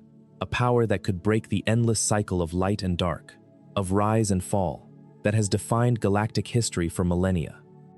In the Ahsoka finale, Episode 8, which aired on October 3, 2023, Baylan is shown standing alone on a cliff face on Peridea, the extragalactic world where the Nightsisters originated. Below him, carved into the rock, are massive statues: the Father, the Son, the Daughter, the Mortis gods. The same beings who tested Anakin Skywalker in the Clone Wars. The same beings whose deaths left the Force's balance unguarded. Their likenesses are carved into the surface of a world in another galaxy, suggesting that their influence, their existence, their significance extends far beyond the borders of the Star Wars galaxy. The statue of the Daughter is notably damaged, worn away, broken. The Father and the Son remain relatively intact, but the representation of the light side has crumbled. In a galaxy where the dark side has been ascendant, where the Sith engineered a war and destroyed the Jedi, the absence of the Daughter's statue feels like a physical manifestation of the cosmic imbalance. Baylan stands on the statue of the Father, not the Son, not the Daughter, the Father, the one who represented balance. And the show ends. It does not tell you what Baylan found. It does not tell you what he was looking for. It does not tell you whether the power he sought exists, or whether the statues are simply monuments to something that died long ago.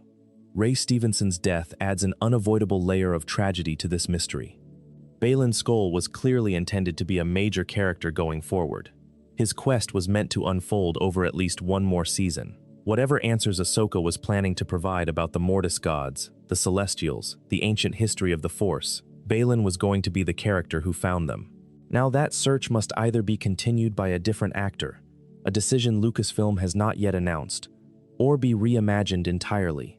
The mystery remains, but the path to its resolution has been irrevocably altered. What Baylan was searching for connects to everything we have discussed. The Mortis gods, the world between worlds, the Celestials, the Wills, the nature of the Force itself. If there is a power older than the Jedi and the Sith, a power that could break the cycle of light and dark, then everything the audience has been told about the Force is incomplete. The Jedi see the Force as a binary, light and dark, and they choose the light. The Sith see the same binary and choose the dark. The Bendu claims the middle.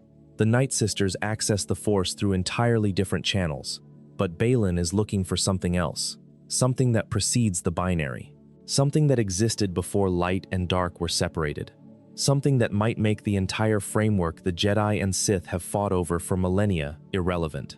That is not a small thing. That is the potential reimagining of the entire metaphysical foundation of Star Wars. And it was teased in the final shot of a show's first season, standing on the shoulders of a character whose actor is no longer alive. The mystery is enormous. The path to its resolution is uncertain, and the silence, for now, is all there is. Subscribing to the channel is the easiest way to make sure you do not miss the next one. We appreciate every single one of you. Baylan Skoll's search for something older than the Jedi and Sith raises a question about the dark side that the franchise has explored in surprising detail through its comics. On the volcanic planet of Mustafar, Darth Vader built a fortress. Not just a home, not just a base of operations, a machine designed to tear open the fabric between life and death. Fortress Vader first appeared on screen in Rogue One, a Star Wars story, released on December 16, 2016. It stands on the lava fields of Mustafar, a dark tower rising above the very landscape where Vader was born, where Anakin Skywalker burned and was remade in black armor and pain. The film does not explain why Vader chose Mustafar. It does not explain what the fortress is for. It simply shows it, a monolithic presence on a world of fire, and lets the audience fill in the silence. The 2017 Marvel comic series Darth Vader, Dark Lord of the Sith, written by Charles Soule, filled in that silence with a story that is among the most unsettling in all of Star Wars canon. Issues 19 through 25, the Fortress Vader arc, reveal that Mustafar sits atop a locus of dark side energy, a vergence in the Force so powerful that it has drawn Sith practitioners to the planet for millennia. Beneath the surface, there are caves. Beneath the caves, there is something else. A thin place, a point where the boundary between the living and the dead is barely a membrane. Vader built his fortress to exploit this, but he did not design it alone. The mask of an ancient Sith Lord named Darth Momin contained a preserved consciousness, a fragment of a Sith artist who lived thousands of years before the Empire. Momin was obsessed with creation through the dark side, with using the Force not to destroy but to build something that would endure beyond death. His mask possessed an Imperial officer, and used that officer's body to draft the blueprints for Vader's fortress. The design was not architectural, it was musical. Momin described the fortress as a tuning fork for the Force, a structure that would channel the dark side energies of Mustafar into a single, focused point and open a door. A door to where? A door to the other side. A door to the space between life and death. A door through which Vader believed he could reach Padme Amidala. That is the part that needs to sit with you. Darth Vader, the most feared enforcer in the galaxy, the man who helped destroy the Jedi Order and enslave the galaxy, built his entire home around one purpose: reaching his dead wife. Everything he did on Mustafar, every experiment, every sacrifice, every iteration of Momin's design was aimed at that single, desperate goal. He wanted Padme back. He wanted to undo the one thing the dark side could not undo. And for a moment, the door opened. In the comic, Vader enters the portal. He passes through a realm of darkness and memory. He sees Padme. He reaches for her, and she recoils from him. She does not want to be saved by what he has become. She does not want to be pulled from death by the same hands that killed her. Vader returns from the portal alone. He destroys it, and he lives in the fortress for the next 2 decades, on the very spot where his last hope died. The Sith portal on Mustafar raises questions that the franchise has never fully addressed. What was on the other side? Was it the same space as the world between worlds, accessed from the dark side rather than the light? Was it something else entirely? Did Vader actually see Padme, or was the dark side showing him what he wanted to see, the way the cave on Dagobah shows visitors their greatest fears? And if the portal could genuinely access the space between life and death, why did Palpatine not use it? Palpatine knew about the fortress. He approved its construction. Did he also know about the portal? Did he have his own experiments with the boundary between life and death? Experiments that would eventually lead to Exegol and the Sith Eternal? The connection between Vader's portal, the world between worlds, and Palpatine's resurrection on Exegol has never been made explicit in canon, but the thematic connection is unmistakable. Star Wars has 3 separate access points to what appears to be the same fundamental reality, the space where death is not permanent. The Jedi Temple on Lothal opens into the world between worlds through the light side. Vader's fortress opens a portal through the dark side, and Exegol exists in a vergence where the boundary between life and death is thin enough for a Sith Lord to claw his way back from oblivion. 3 doors, 3 methods, 1 destination, and the story has never confirmed whether they all lead to the same place. This is the deepest architectural mystery in Star Wars. Not any single unexplained event, but the underlying structure that connects them all. The Force has a geography. It has boundaries that can be crossed. It has places where the rules change. And nobody in the story, not the Jedi, not the Sith, not the beings who built the world between worlds, has ever mapped it completely. There is another mystery connected to the dark side that is smaller in scale, but no less fascinating. The mystery of the Kyber crystals. Kyber crystals are the hearts of lightsabers. Every Jedi who has ever built a lightsaber has journeyed to a place where Kyber crystals grow, typically the frozen caves of Ilum, and there, the crystal chooses the Jedi, not the other way around. The crystal calls out through the Force, and the Jedi who hears it forms a bond that is described in terms usually reserved for living relationships. The crystal and the Jedi become partners. The crystal's color, the blue or green or purple of a Jedi's blade, is determined by this bond. The crystal is not painted. It is not manufactured. It reveals its color through its connection to its wielder. And here is the part that changes everything. The crystals are alive. Canon material describes Kyber crystals as living crystals with a collective consciousness that verges on sentience. They can communicate with each other and with Force-sensitive beings. They have preferences. They have something that resembles will. When a Jedi bonds with a Kyber crystal, the crystal consents. It chooses to be part of the lightsaber. It chooses to serve. When a Sith takes a Kyber crystal, something very different happens. The Sith cannot bond with a Kyber crystal the way a Jedi does, because the crystals are attuned to the light side of the Force and will not submit willingly to the dark side. So the Sith must break the crystal. They pour their anger, their pain, their hatred into it. They force it to submit. This process is called bleeding, and it is exactly as violent as it sounds. The crystal turns red because it is in pain. Every red lightsaber in Star Wars is powered by a crystal that has been tortured into compliance. Think about that. Every Sith lightsaber is a weapon built on suffering. Not just the suffering the Sith inflicts on others, but the suffering inflicted on the crystal itself. The blade is red because the heart of the weapon is screaming. That is not subtext. That is text. The canon is explicit about this. And then there is purification.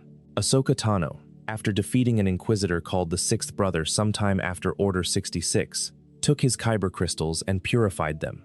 She reached into the bleeding crystals with the Force, empathized with the pain that had been inflicted on them, understood the dark side user who had corrupted them, and healed them. The crystals emerged white, not blue, not green, white. The color of a crystal that has been through the darkness and come out the other side. Ahsoka's white lightsabers are not a style choice. They are a statement about redemption at the most fundamental level. But the mystery remains. What are Kyber crystals? Where do they come from? How did living, sentient, Force-attuned crystals come to exist? Are they a natural phenomenon, a geological expression of the Force's presence in the physical world? Or were they created by something, placed in the galaxy deliberately, seeded into specific planets by beings who understood the Force well enough to grow consciousness into stone? The crystals predate the Jedi Order. They predate the Sith. They are among the oldest Force-attuned objects in the galaxy, and their origin has never been explained. The planet Jedha, featured in Rogue One, is described as being deeply connected to the Force and to Kyber crystals. The Temple of the Wills stands on Jedha. The Guardians of the Wills protect it. Some canon material suggests that Jedha may have been the site of one of the first civilizations to explore the Force. The connection between the Wills, the Kyber crystals, and the earliest Force traditions is never made explicit, but the pieces are all there, sitting on the same shelf, waiting for someone to assemble them. Kyber crystals are also used in the Death Star's super laser. The weapon that destroys planets is powered by the same living crystals that power lightsabers. This means the Death Star is built on an industrial-scale version of the Sith's bleeding process. The crystals in the super laser are not bonded. They are enslaved. The most destructive weapon in Star Wars history runs on crystallized suffering. And the story, remarkably, never calls attention to this. It never has a character look at the Death Star and say, "The weapon is alive, and it is in agony." The horror is right there, embedded in the mechanics, and the narrative moves past it without comment. That silence is itself a mystery, not of the plot, but of the storytelling. Star Wars knows what Kyber crystals are. The canon has been explicit about their sentience, but the story has never fully explored the moral implications of that sentience. If Kyber crystals are alive, then every lightsaber is a partnership, and every Death Star is an atrocity even before it fires. The franchise has laid the groundwork for a profound meditation on consciousness, consent, and the ethics of weaponizing living things, and it has never built the structure that groundwork was meant to support. There is another mystery that deserves attention before we return to the broader questions. The Inquisitors, the Empire's dark side enforcers, former Jedi who were broken and turned to serve the Emperor, tasked with hunting down surviving Jedi across the galaxy. Their story, in many ways, has been told. The Grand Inquisitor appeared in Rebels Season 1, fought Kanan Jarrus, and fell to his death in the season finale. The fifth brother, the seventh sister, and the eighth brother were killed during the events on Malachor in the Rebels Season 2 finale. The second sister appeared in the video game Jedi, Fallen Order, and was killed by Vader. The third sister, Reva Savander, appeared in the Obi-Wan Kenobi series and survived, abandoning her quest for revenge and walking away from the Empire. But the Inquisitorius as an institution raises questions the shows have not fully addressed. How many Inquisitors were there? The numbering system implies at least 10. We have met the Grand Inquisitor, the second sister, the third brother, the fourth sister, the fifth brother, the sixth brother, the seventh sister, the eighth brother, the ninth sister, and the 10th brother. Several of these appeared only in comics or games, and several have fates that remain unconfirmed. More importantly, the program itself vanished. By the time of the original trilogy, there are no Inquisitors. Vader hunts for Luke personally. The Emperor relies on Vader, not a squad of dark side operatives. The Inquisitorius simply ceased to exist at some point between Rebels and A New Hope. How? Were they all killed? Did Vader destroy them when they outlived their usefulness? As some canon material has hinted, were they folded into other Imperial programs? Did any of them escape, the way Reva did, and disappear into the galaxy? The Grand Inquisitor's fate adds an especially eerie dimension. In the Darth Vader comics, it is revealed that even after the Grand Inquisitor's death in Rebels, Vader had use for him. Vader was able to prevent the Grand Inquisitor's spirit from passing on, trapping it as a guardian of a Jedi outpost on the planet Tempes. The Grand Inquisitor's ghost, unable to rest, unable to move on, was forced to serve Vader even in death. The man who was once a Jedi temple guard, who fell to the dark side, who died trying to serve the Empire, was denied even the peace of death by the master he served. That is a specific kind of cruelty that the franchise has not fully reckoned with. Vader can prevent the dead from moving on. He can trap spirits. He can deny them the Force Ghost's transcendence. What does that mean for the other Inquisitors who died? Are their spirits free? Or are they trapped somewhere, serving a purpose Vader designed for them, even decades after his own death? The canon does not say, and the silence around this particular question has a weight that is different from the other silences in this video. It is not the weight of a mystery kept for dramatic purposes. It is the weight of a horror the story chose not to look at too closely. We have been moving through the unsolved mysteries of Star Wars, from the cosmic to the personal and back again. But there is a geographical mystery that encompasses all of them, a part of the Star Wars galaxy that the franchise has treated as a source of endless menace and promise for decades without ever fully revealing what lies within it. The unknown regions. The Star Wars galaxy is divided into regions. The core worlds at the center, the mid-rim, the outer rim, and beyond all of them, the unknown regions. This is not just an area of uncharted space. It is an area that resists charting. The unknown regions are described in canon as being walled off by solar storms, rogue magnetospheres, black holes, gravity wells, and phenomena stranger than any of these. The hyperlanes that connect the rest of the galaxy do not reach there. Navigation computers fail. Ships that venture in without the right guidance do not come back. And yet, things live there. Civilizations thrive there. The Chiss Ascendancy, the advanced and secretive society from which Grand Admiral Thrawn originates, has existed in the unknown regions for millennia. The Chiss have developed their own methods of navigating the chaos. They use Force-sensitive children, young girls with precognitive abilities, to guide their ships through the unpredictable spatial anomalies. The Chiss call these navigators Skywalkers, a designation that carries obvious resonance in a franchise built around the Skywalker family. Whether this is coincidence, or whether the name carries deeper significance that the story has not yet revealed, is an open question. The Chiss Ascendancy novels, written by Timothy Zahn and published between 2020 and 2021, expanded the picture of the unknown regions considerably. They revealed threats that dwarf anything the main saga has depicted. The Grisks, a militaristic species that kidnaps Force-sensitive children and uses them as weapons. The Vagari, nomadic raiders who use living shields. And behind them, a figure called Jixtus, who operates in the shadows, manipulating entire civilizations into conflict with each other. Jixtus appears to serve something greater than himself, a force or a power that he never fully explains. Thrawn came to the known galaxy, to Palpatine's empire, because he believed the unknown regions harbored threats that could one day overwhelm even the Chiss. He offered his military genius to the Empire because he wanted the Empire's resources to help defend his own people. Palpatine, for his part, was already aware that the unknown regions held something significant. Palpatine built observatories throughout the galaxy, secret installations designed to map and study the unknown regions. After his death, the remnants of the Empire followed his contingency plan and fled into the unknown regions, eventually emerging as the First Order. What drew Palpatine to the unknown regions? What did he know that the rest of the galaxy did not? The answer, or part of it, appears to be Exegol, the Sith world that the rise of Skywalker revealed, the planet where Palpatine was resurrected and where the Sith Eternal built their fleet. Exegol is in the unknown regions. It exists beyond the reach of normal navigation. Palpatine built a Wayfinder, a Sith artifact that serves as a compass through the chaos, to find it. Only two Wayfinders existed, one belonging to Vader and one to Palpatine himself. The route to Exegol was the most closely guarded secret the Sith possessed. But Exegol is not the only significant location in the unknown regions. The canon has hinted at other places, other powers, other civilizations that exist beyond the galaxy's charted borders.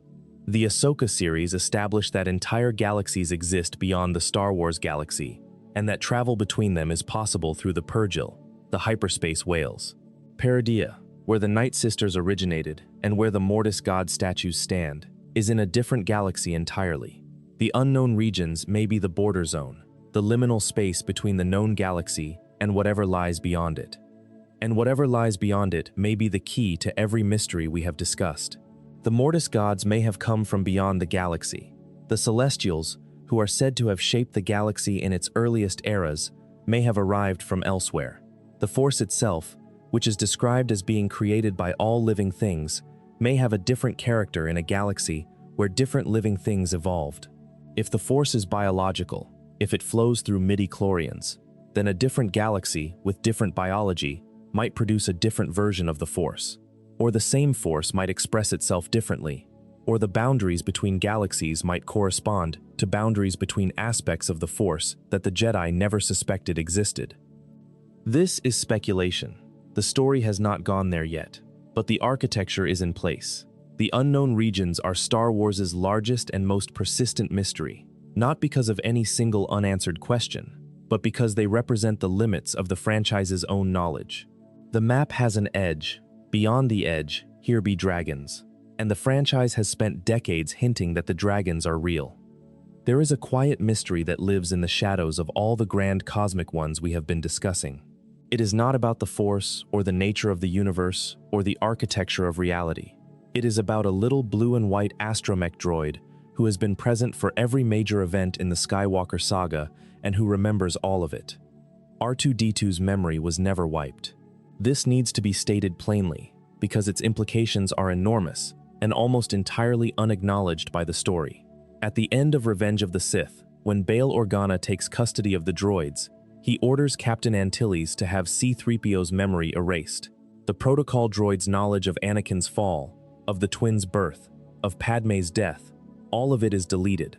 C-3PO enters A New Hope as a blank slate, with no memory of the events of the prequels. This explains why he does not recognize Tatooine, why he does not react to the name Skywalker, why he treats Obi-Wan as a stranger. But nobody wipes R2-D2's memory.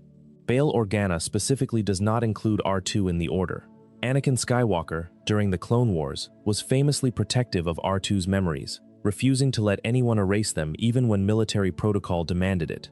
So R2-D2 enters the original trilogy, carrying the complete record of the prequel era. He knows who Anakin Skywalker is. He knows about Padmé. He knows about the twins. He knows that Darth Vader is Luke's father. He knows that Leia is Luke's sister. He has been carrying the most explosive secrets in the galaxy, inside his memory banks, for 19 years, before a farm boy on Tatooine buys him from Jawas. And he says nothing. Think about what that means. R2-D2 accompanies Luke Skywalker throughout the original trilogy. He is there when Luke learns that Vader is his father. He is there when Luke learns that Leia is his sister. He is there for every revelation, every twist, every emotional blow. And he knew the truth the entire time. He could have told Luke. He chose not to.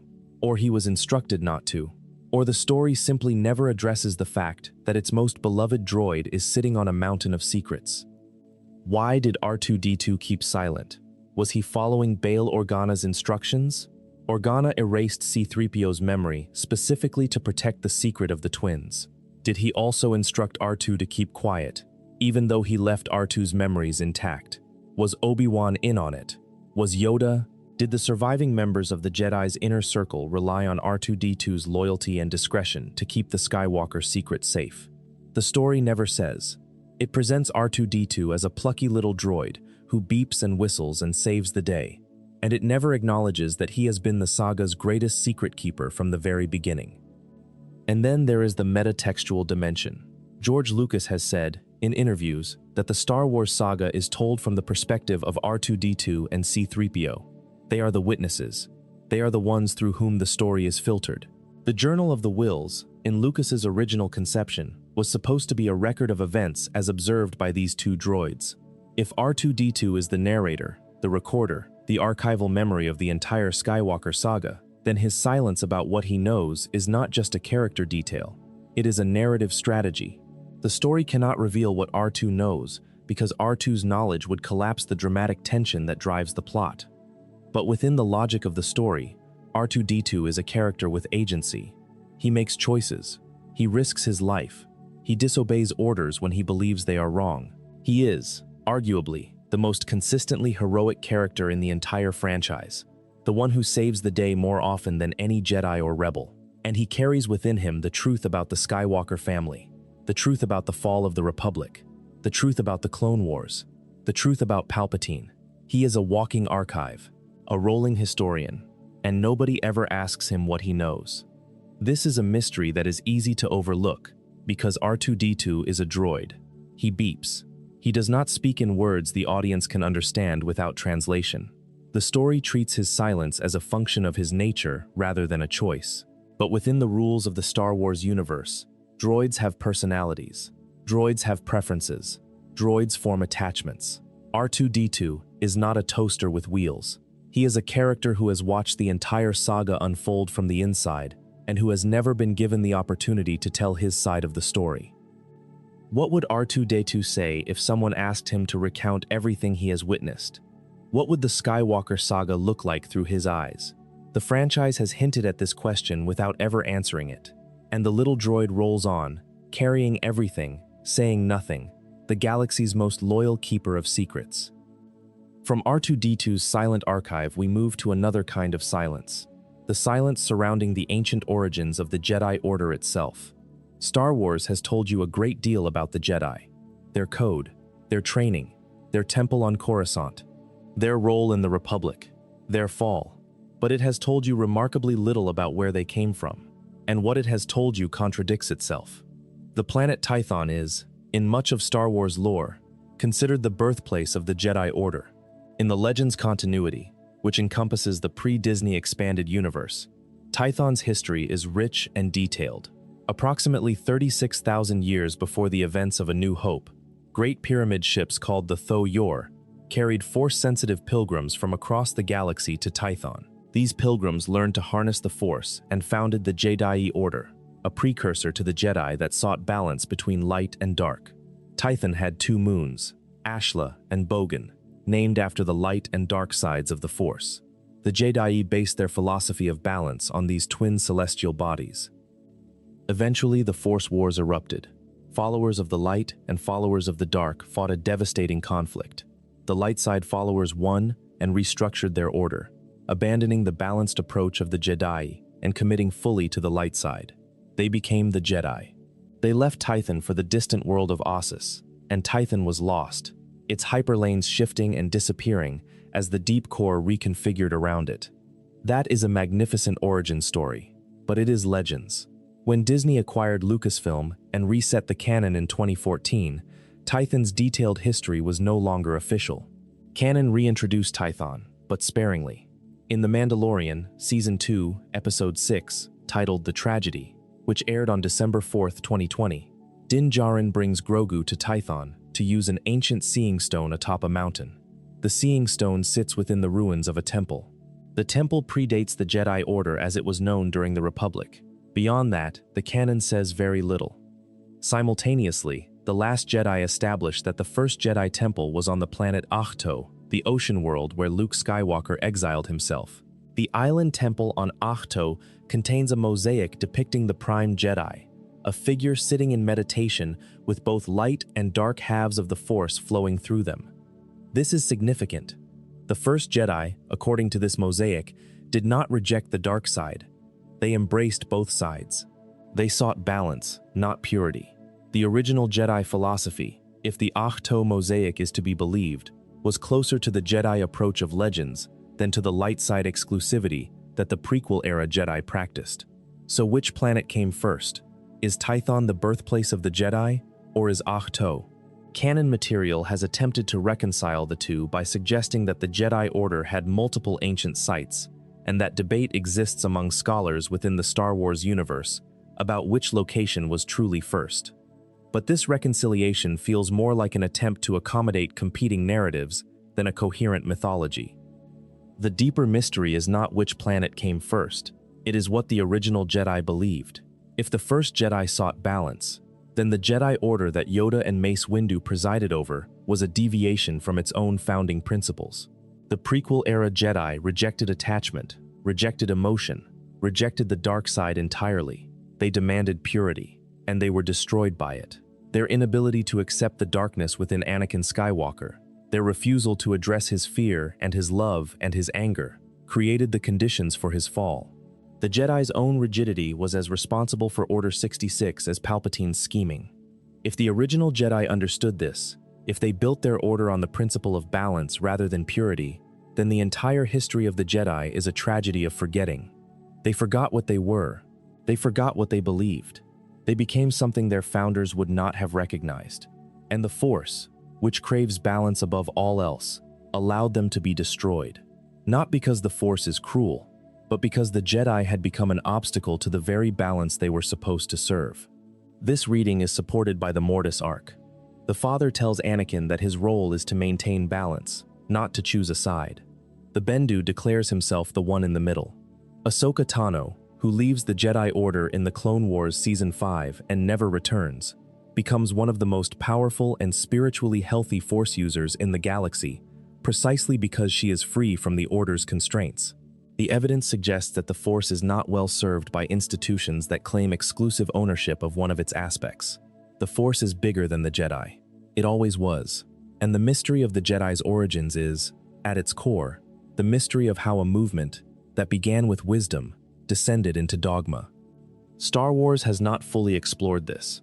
It has laid the pieces on the table, the seeing stone on Tython, the mosaic on Ahch-To, the philosophy of the Mortis gods, the Bendu's declaration of neutrality, and it has left the audience to assemble them.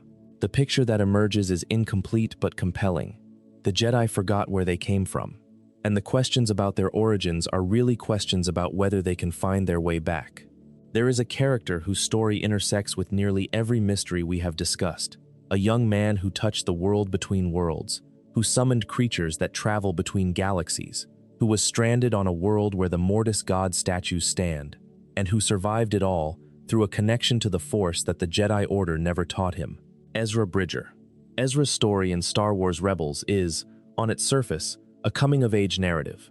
A street kid on the outer rim planet of Lothal discovers he is Force-sensitive, joins a crew of rebels, trains under a Jedi survivor named Kanan Jarrus, and gradually becomes a hero of the early rebellion.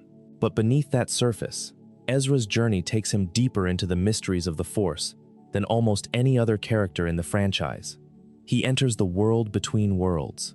He reaches across time and pulls Ahsoka Tano from the jaws of death. He resists the temptation to change the past when he sees his master Kanan in the moment of his sacrifice. He understands, instinctively, something that the Jedi Council spent centuries debating, that the Force is not a tool to be used, it is a relationship to be honored. His connection to animals, to the Purgil, to the living world around him, is deeper and more natural than anything the Jedi Temple could have produced. And in the final battle of Rebels, he uses that connection to call the Purgil, the great hyperspace-traveling whales, to wrap themselves around Thrawn's Star Destroyer and carry it, and Ezra with it, into the unknown. The Rebels finale aired on March 5, 2018. For 5 years, nobody knew what happened to Ezra Bridger. The Ahsoka series, which aired in 2023, revealed that he had been stranded on Peridea, the same extragalactic world where the Nightsisters originated and where the Mortis god statues stand. He had been living among the Noti, a gentle nomadic species native to Peridea. He had survived without a lightsaber.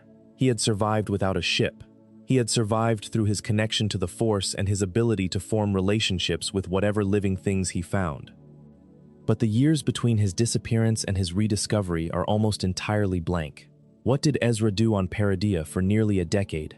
How did he find the Noti? Did he explore the Mortis god statues? Did he discover anything about the ancient civilizations that once thrived on that world?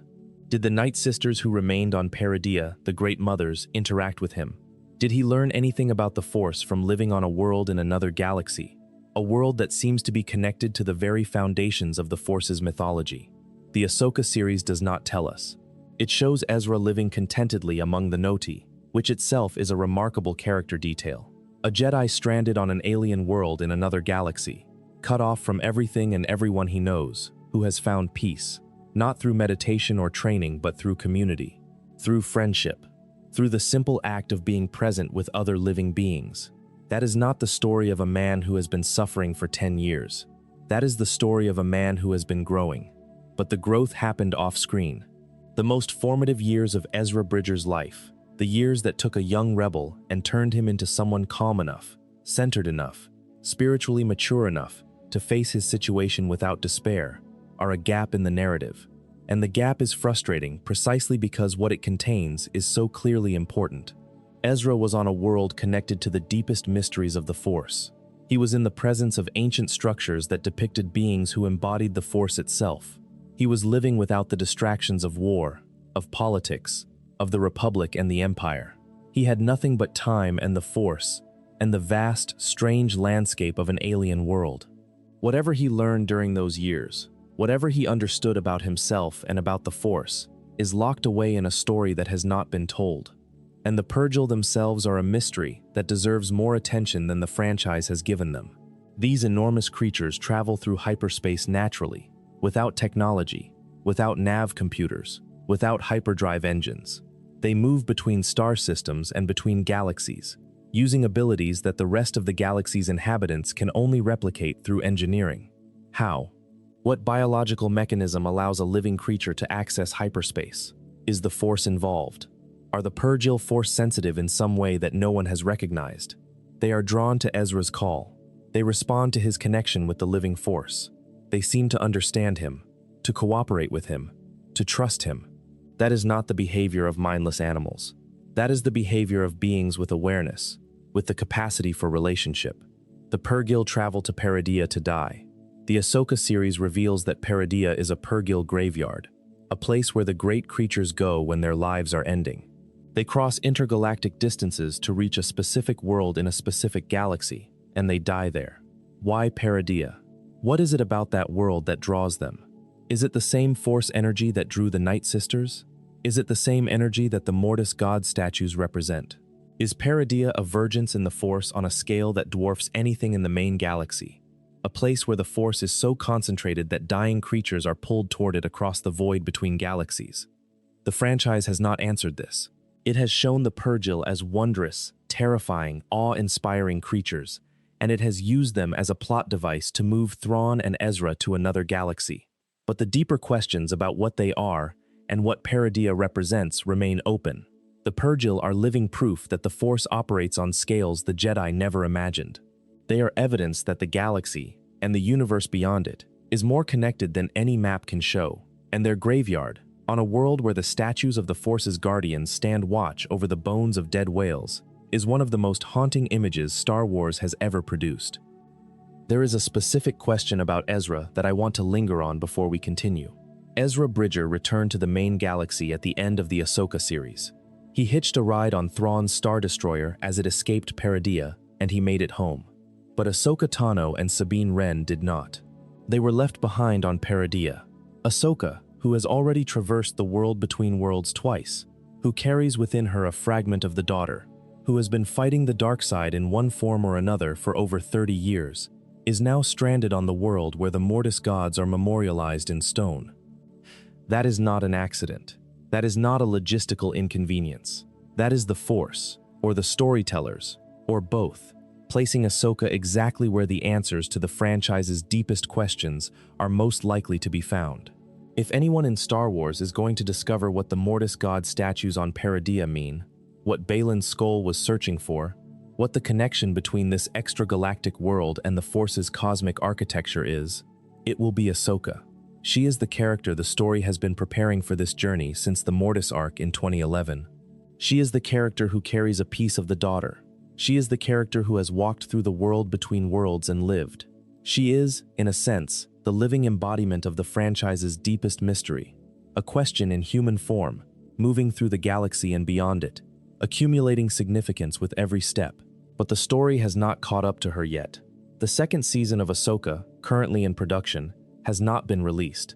The answers she might find on Peridea have not been written, and until they are, Ahsoka stands on the surface of a world in another galaxy, surrounded by the bones of hyperspace whales and the statues of dead gods, waiting for the story to tell her what it all means. We have traveled a long distance through the mysteries of this franchise, from the conception of Anakin Skywalker to the furthest reaches of the unknown regions, from microscopic midi-chlorians to cosmic entities that embody the Force itself. And in each mystery, the same pattern emerges. Star Wars does not resolve its deepest questions because its deepest questions are the engine that drives it forward. A mystery answered is a story completed. A mystery preserved is a story that keeps growing. But there are still questions we have not addressed. Smaller ones, perhaps, but no less haunting for their size. Let me gather a few of them together here, because they deserve to be spoken aloud even if they cannot be answered. There is the question of Ahsoka Tano's ultimate nature. We discussed earlier how the daughter's life force was channeled into Ahsoka during the Mortis arc, how the Convor Morai follows her, how she exists in a space between Jedi and something else. But the Ahsoka series added another layer. In that show, Ahsoka enters the world between worlds after being struck down by Baylan Skoll. She encounters Anakin Skywalker, who appears as both his younger, pre-fall self and as Darth Vader. He offers her a choice. She can fight or she can die. She fights. She emerges from the world between worlds transformed. Her robes now white instead of gray. Her demeanor calmer, more resolved. What happened to Ahsoka in the world between worlds? Was her encounter with Anakin real, or was it a vision? Did she die and come back, or did she never truly die? Is the white-robed Ahsoka who emerges a different person than the one who went in? The show frames the encounter as a trial, a final test that Ahsoka needed to pass in order to let go of her guilt over Anakin's fall. But the change in her appearance, the shift from gray to white, suggests something more fundamental than a psychological breakthrough. It suggests a transformation at the level of the Force itself. Ahsoka has now died and been resurrected twice, once on Mortis, through the daughter's life force, once in her encounter with Anakin in the world between worlds. Each time, she has come back changed. Each time, she has become something the existing categories of Star Wars cannot quite contain.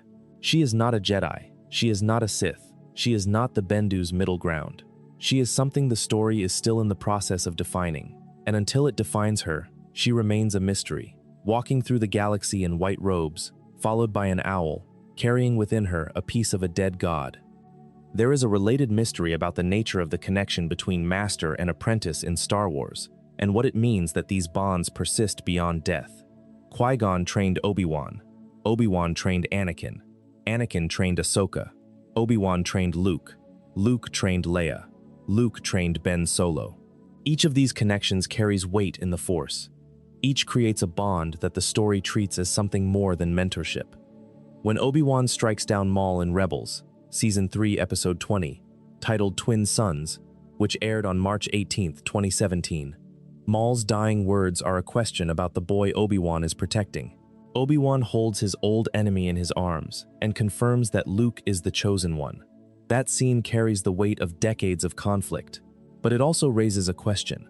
Obi-Wan has spent nearly 20 years on Tatooine, watching over Luke from a distance. He has never trained him. He has never spoken to him. He has simply been there, a silent guardian in the desert, and during all of that time, he has been learning from Qui-Gon's spirit how to become a Force ghost. He has been preparing for his own death. He has been getting ready to become something that can guide Luke from beyond the grave.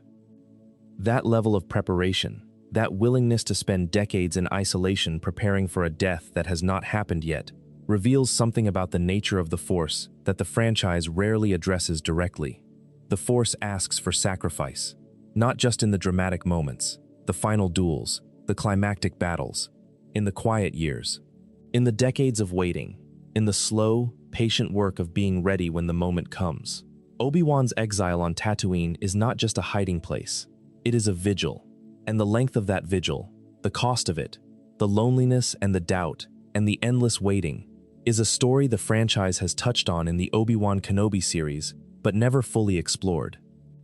What was it like for Obi-Wan to spend 20 years in the desert, knowing that the boy he was watching would one day have to face his father? Knowing that Anakin, his brother, his friend, the man he loved and failed, was alive inside the machine that was Darth Vader? Knowing that the Jedi Order was gone and that he was one of the last. The Obi-Wan Kenobi series showed fragments of this experience. It showed Obi-Wan broken, disconnected from the Force, struggling to hear Qui-Gon's voice. It showed him being pulled back into action by the kidnapping of a young Leia Organa. It showed him confronting Vader and barely surviving. But the full scope of those 20 years, the full emotional weight of that exile, remains largely uncharted. And there is a deeper question buried in Obi-Wan's story that connects to the mystery of Anakin's Force ghost. When Anakin redeems himself in Return of the Jedi, he appears as a Force ghost. But which version of Anakin is it? In the original 1983 release, the ghost was played by Sebastian Shaw, an older man, suggesting that Anakin's ghost reflected the age he was when he died. In the 2004 special edition, George Lucas replaced Shaw with Hayden Christensen, a young man, suggesting that Anakin's ghost reflects the age he was before he fell to the dark side. This change is controversial, but it also raises a genuine mystery about the nature of Force ghosts. Do they choose how they appear? Does the Force decide for them? Is the young Anakin the real Anakin, the person he was before Vader consumed him? Or is the old Anakin the real one, the person he became when he removed the mask and chose his son over his master? The franchise has never answered this question. It is a mystery that lives at the intersection of identity and death, and it speaks to the central question of the entire Skywalker saga. Who was Anakin Skywalker? Was he the bright-eyed boy from Tatooine? Was he the tortured knight of the Clone Wars? Was he the monster in the black mask? Was he the dying man who chose love? He was all of them and none of them. And his Force ghost, whatever version you accept, is the final statement of a story that never fully decided which Anakin was the truest one. There is the question of Grogu's rescue from the Jedi Temple. The Bad Batch and the Book of Boba Fett showed fragments of this event. During Order 66, when clone troopers stormed the temple and killed everyone they could find, someone rescued Grogu. In a flashback, we see a Jedi protecting the child, fighting off clones. But the identity of Grogu's rescuer has never been confirmed. The Jedi in the flashback is partially visible, but not identified. Who saved him? Was it a temple guard? Was it a Jedi Master we know by name? Was it someone who survived Order 66 and went into hiding, carrying the child to safety? This matters, because Grogu's survival is itself a mystery. A 50-year-old infant of an unknown species, hiding during the darkest hour in Jedi history, rescued by an unidentified protector, and then lost to the galaxy for decades before being found by the Imperial Remnant and eventually by Din Djarin. The chain of custody that brought Grogu from the burning temple to the Mandalorian's arms has gaps in it that the franchise has not filled, and those gaps contain stories. Stories of sacrifice, of secrecy, of a child so important that unknown Jedi gave their lives to protect him. We do not know those stories. We may never know them, but they happened. There is the question of what Palpatine discovered on Exegol that made him believe he could conquer death. His master, Darth Plagueis, is described in Revenge of the Sith as having achieved the ability to manipulate midi-chlorians to create life and prevent death. Palpatine killed Plagueis in his sleep, as is the Sith tradition. But did he learn everything Plagueis knew before killing him? The scene in the Opera House suggests that Palpatine is tempting Anakin with knowledge he possesses. But the canon has also suggested that Palpatine's cloning experiments on Exegol were desperate, imperfect, the work of someone who understood the theory but could not master the practice. His clone body decayed, his strand casts were flawed, his essence transfer technique trapped him in a body that was falling apart. If Palpatine truly possessed Plagueis' knowledge, his resurrection should have been seamless. Instead, it was ugly, partial, painful. This suggests that Palpatine killed Plagueis before learning everything his master had to teach. He grasped at immortality with incomplete knowledge and spent decades trying to fill the gaps through brute force experimentation. The mystery of Plagueis is not just about what Plagueis could do. It is about what Palpatine could not. The most powerful Sith Lord in the galaxy's history was defeated, ultimately, by his own impatience. He killed his teacher too soon, and everything that followed, the cloning, the strand casts, the Sith Eternal, the half-alive body on Exegol, was the consequence of that premature murder. Plagueis himself remains almost entirely unknown in canon.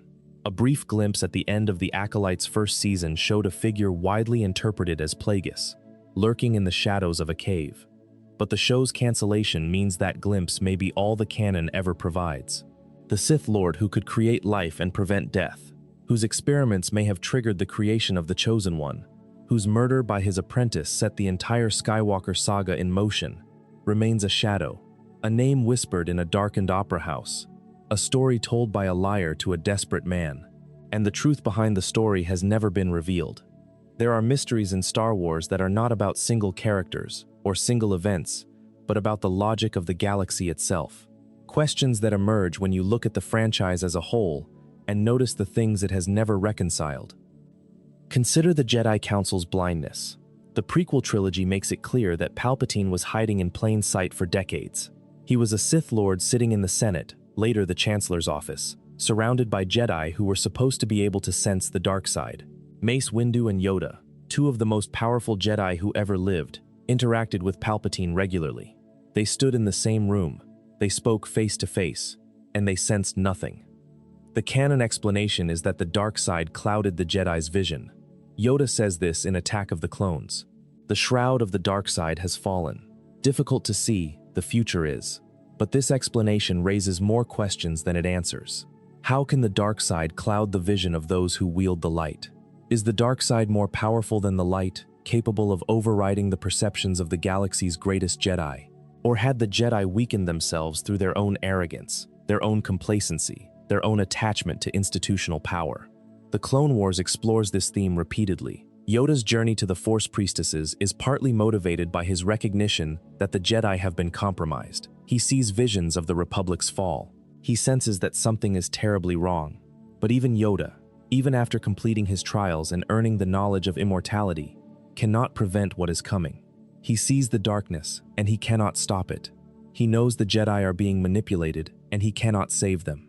This raises a profound and deeply unsettling question. Did the Force want the Jedi to fall? Not the dark side, the Force itself. If the Force craves balance, and the Jedi had become so numerous, so powerful, so entrenched in galactic politics, that they had tipped the balance toward the light, then the Force's response might have been to allow the dark side to correct that imbalance. The Jedi's destruction, from this perspective, was not a tragedy the Force failed to prevent. It was a correction the Force permitted, maybe even orchestrated. This is the darkest possible reading of the prequel era, and the franchise has never confirmed or denied it. But the evidence is there, scattered across films and shows. The Force creates Anakin, the instrument of the Jedi's destruction, at the exact moment the Jedi are at their most powerful. The Force allows Palpatine to hide from the Jedi's senses. The Force lets the Clone Wars unfold, lets Order 66 happen, lets the Temple burn. And then, decades later, the Force creates a dyad between Rey and Ben Solo, the instrument of the Sith's destruction. At the exact moment the dark side has its greatest victory. The pattern is symmetrical. Rise, fall. Rise, fall. The Force does not pick sides. It picks balance. And balance, for the Force, sometimes requires destruction on a galactic scale. If that is true, then the Force is not good. It is not evil. It is something older and stranger and less interested in individual lives than any religion in the Star Wars universe wants to admit. The Jedi worship the Force as a source of peace and justice. The Sith worship it as a source of power and dominion. But the Force itself may care about neither peace nor power. It may care only about equilibrium, and equilibrium does not care how many people die to maintain it. That is a mystery that sits at the heart of everything, and the franchise, wisely or cowardly or both, has never addressed it head-on. There is another quiet mystery that few people discuss, but that carries enormous weight for anyone who has watched the original trilogy carefully. The mystery of what Luke Skywalker experienced between The Empire Strikes Back and Return of the Jedi. In The Empire Strikes Back, Luke is overwhelmed. He loses to Vader. He loses his hand. He is emotionally shattered by the revelation of his parentage. He barely survives. In Return of the Jedi, released just 3 years later in the narrative's timeline, he is transformed. He walks into Jabba's palace with the calm authority of a Jedi master. He wears black. He has built a new lightsaber with a green blade.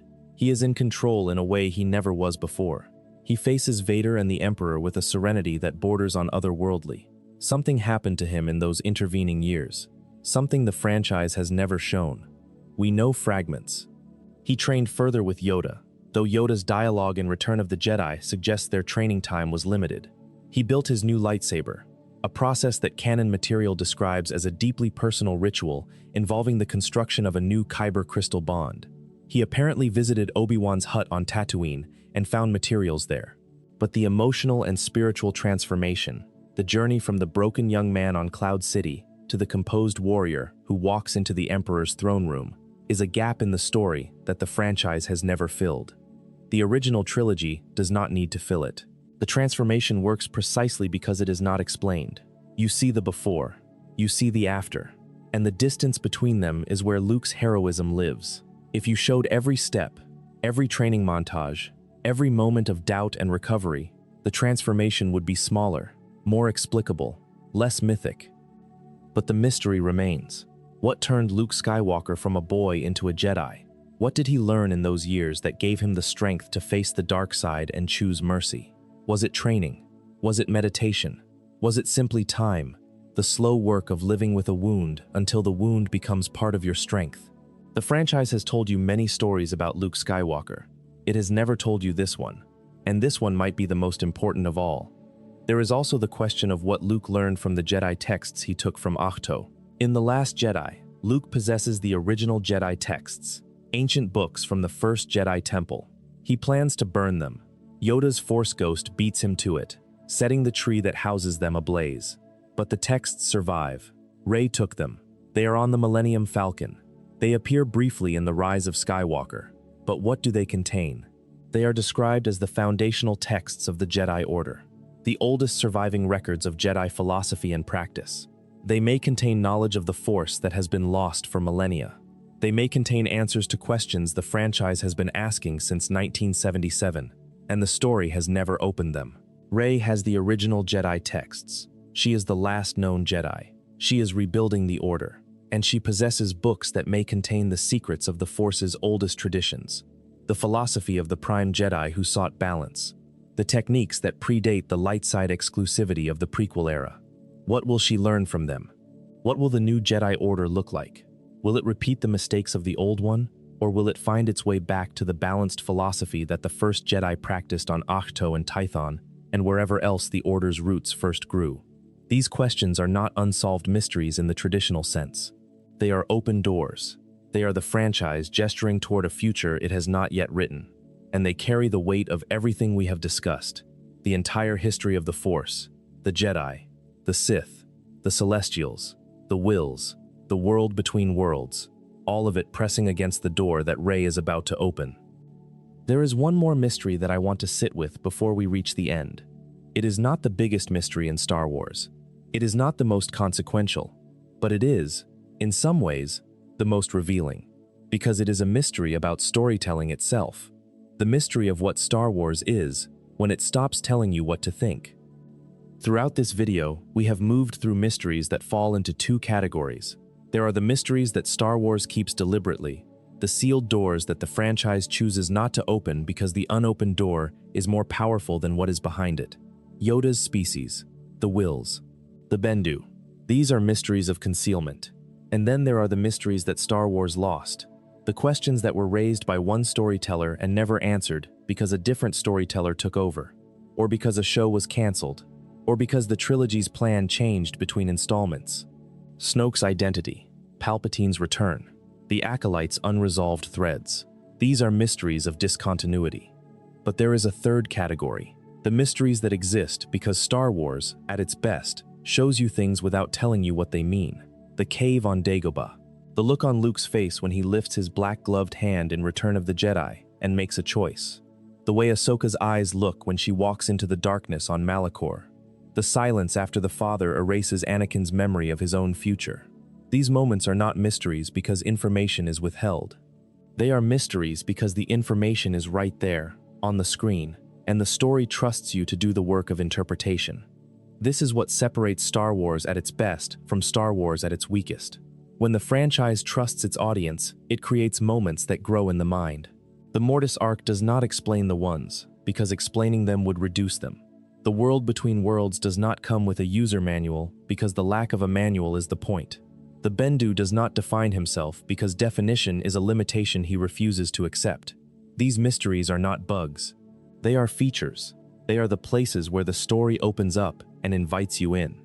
When the franchise does not trust its audience, it fills the gaps with exposition that diminishes the mystery. Somehow, Palpatine returned. That is not a mystery. That is a shrug. The dark science, cloning, secrets only the Sith knew. That is not an explanation. That is a list of words. The sequel trilogy's mysteries often feel hollow because they were not designed as mysteries. They were designed as surprises that the story was not prepared to support. The difference is intentionality. A mystery that the story builds is an invitation. A mystery that the story stumbles into is a gap. Star Wars contains both, and the franchise's future will be shaped by which kind of mystery its storytellers choose to embrace. And the franchise is still writing that future. The Mandalorian and Grogu, now in theaters, continues the story of a child whose species has no name and whose connection to the Force has never been explained. The second season of Ahsoka, currently in production, will explore the world where the Mortis god statues stand and where the answers to the franchise's deepest questions may be waiting. The story of Rey rebuilding the Jedi Order, another announced project, will determine whether the new Jedi repeat the mistakes of the old or find a path that honors the balanced philosophy the original Jedi may have practiced. Each of these stories will encounter the mysteries we have discussed tonight. Each will have the choice to answer them, to deepen them, or to create new ones. And there is something comforting about that. Something that makes these mysteries feel less like frustrations and more like promises. The story is not over. The galaxy is still expanding. The questions that have been accumulating since 1977 are not dead weight the franchise is dragging behind it. They are fuel. They are the reason people care. They are the reason you are listening to this right now, drifting towards sleep, thinking about a galaxy that does not exist, and finding, in its unanswered questions, something that feels very real. George Lucas once said that Star Wars is a mythology, not a science fiction franchise, not a space opera, a mythology. And mythologies are defined not by the answers they provide, but by the questions they contain. The Greek myths never explained where the gods came from. The Norse myths never resolved the paradox of fate and free will. The stories endured because they asked questions that every generation could answer differently. The mystery was the invitation. The mystery was the point. Star Wars inherited that quality. It inherited the power of the unanswered question. And over the decades, as the franchise has grown from 3 films to a sprawling multiverse of stories across every medium, the questions have multiplied. Some have been answered, some have been deepened, some have been abandoned. But the fundamental quality persists. Star Wars at its best is not about knowing, it is about wondering. It is about standing at the edge of something vast and unknown, and feeling not fear, but curiosity, not frustration, but awe. The binary sunset on Tatooine is the franchise's most iconic image. A young man standing on the edge of the known world, looking out at 2 suns sinking toward a horizon he has never crossed. He does not know what is out there. He does not know who his father is. He does not know what the Force is or what it will ask of him. He just stands there, looking, and the music swells, and you feel it. That ache, that pull, that sense that there is something beyond the horizon that matters, even if you cannot name it yet. That is the feeling every unsolved mystery in Star Wars is trying to produce. That ache of not knowing, that pull towards something just beyond your reach. The franchise does not always succeed. Sometimes the mystery is a gap and not an invitation. Sometimes the answer, when it comes, is smaller than the question deserved. But when it works, when the mystery is genuine, and the question is real, and the silence is full of meaning, Star Wars produces something that no other franchise can match. A sense of scale that is not just physical, but spiritual. A feeling that the universe is bigger than any story can contain. A recognition that the most important things are the things you cannot see, the things you cannot explain, the things that live in the space between the stars. Let me take you through a few more of those questions before we let the silence settle in. There is the mystery of Cassian Andor's sister. In the show Andor, created by Tony Gilroy, which premiered on Disney Plus on September 21, 2022, Cassian's backstory is established. He was born on the planet Kenari, a lush world that was devastated by an imperial mining operation. As a child, his name was Kassa. He had a sister named Carrie. When Cassian was found and adopted by Marva Andor, Carrie was left behind. Cassian spent his entire life believing she might still be alive, searching for her in the background of his rebellion against the Empire. Tony Gilroy has spoken about this in interviews. He said that Carrie's fate was deliberately left unresolved because the search itself is more important than the answer. Cassian's need to find his sister is not a plot point to be resolved. It is a wound that defines him. It is the thing that makes him human in a story about sacrifice and resistance.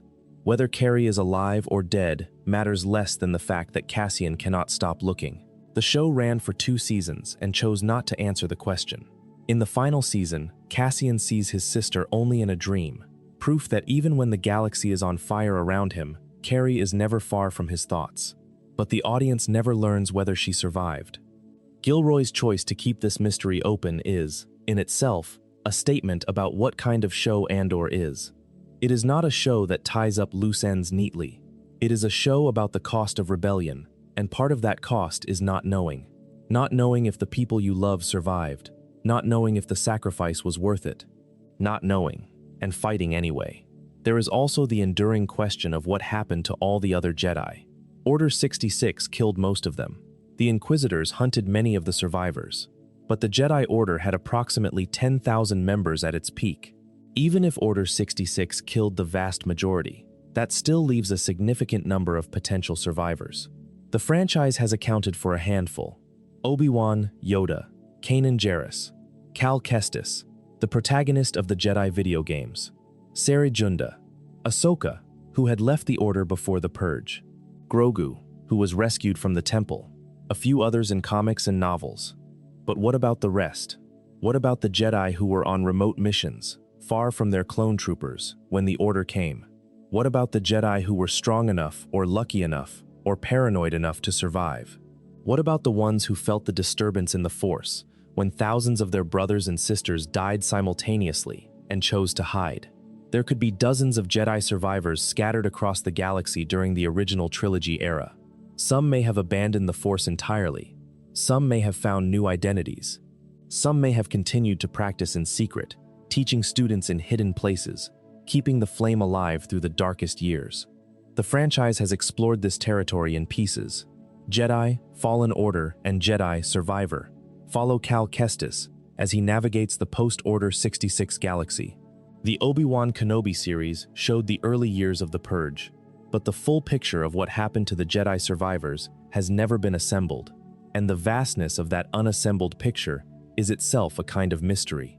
Somewhere in the Star Wars galaxy, during the years between Revenge of the Sith and A New Hope, there were Jedi the story has not yet found. Their stories are waiting, their names are unknown, their fates are unwritten. And that is perhaps the most beautiful kind of mystery Star Wars offers. Not the cosmic questions about the Force's architecture or the ancient origins of the Jedi. Not the plot holes left by changes in creative direction. But the simple human recognition that any galaxy this vast must contain stories that no one has told yet. That for every Anakin and every Luke, and every Ahsoka whose journey we have followed, there are thousands of lives lived in the margins, in the silences, in the spaces between episodes. The galaxy is too big for any franchise to contain, and the mysteries that live in its unmapped regions are not failures of storytelling, they are an acknowledgement that the story is bigger than any one telling can capture. And here, at the end, we arrive back where we started. Luke Skywalker, hanging from a weather vane beneath Cloud City, the clouds swirling below him, the questions multiplying in the silence. Star Wars is a story about a galaxy far, far away, but its mysteries are not far away at all. They are immediate, intimate. They live in the gap between what a character says and what a character does, in the distance between what the audience knows and what the audience suspects, in the silence between episodes, between trilogies, between eras. The mysteries are the connective tissue. They hold the story together not by providing answers, but by asking questions that make the story feel alive. Think about everything we have moved through tonight. The conception of Anakin Skywalker, the boy born of no father on a desert planet, whose existence may have been a cosmic accident, or a divine correction, or both. The prophecy of the Chosen One, spoken but never quoted, fulfilled but never confirmed, debated across decades of storytelling without resolution. Sifo-Dyas, the Jedi who saw the future and tried to save the Republic, who may have been the instrument of its destruction. The Mortis gods, the Father and the Son and the Daughter, who embodied the Force itself and who died during the Clone Wars, leaving the galaxy's balance unguarded. The world between worlds, the corridor outside time where the past can be changed and the future can be seen, built by beings the story has never named. The Bendu, the ancient creature who claimed the middle ground and then vanished, leaving nothing but a prophecy and an absence. The Nightsisters of Dathomir, whose green magic accesses the Force through channels the Jedi never understood, whose origins lie in another galaxy entirely. Mace Windu, fallen from a window on Coruscant, his body never found, his death never confirmed.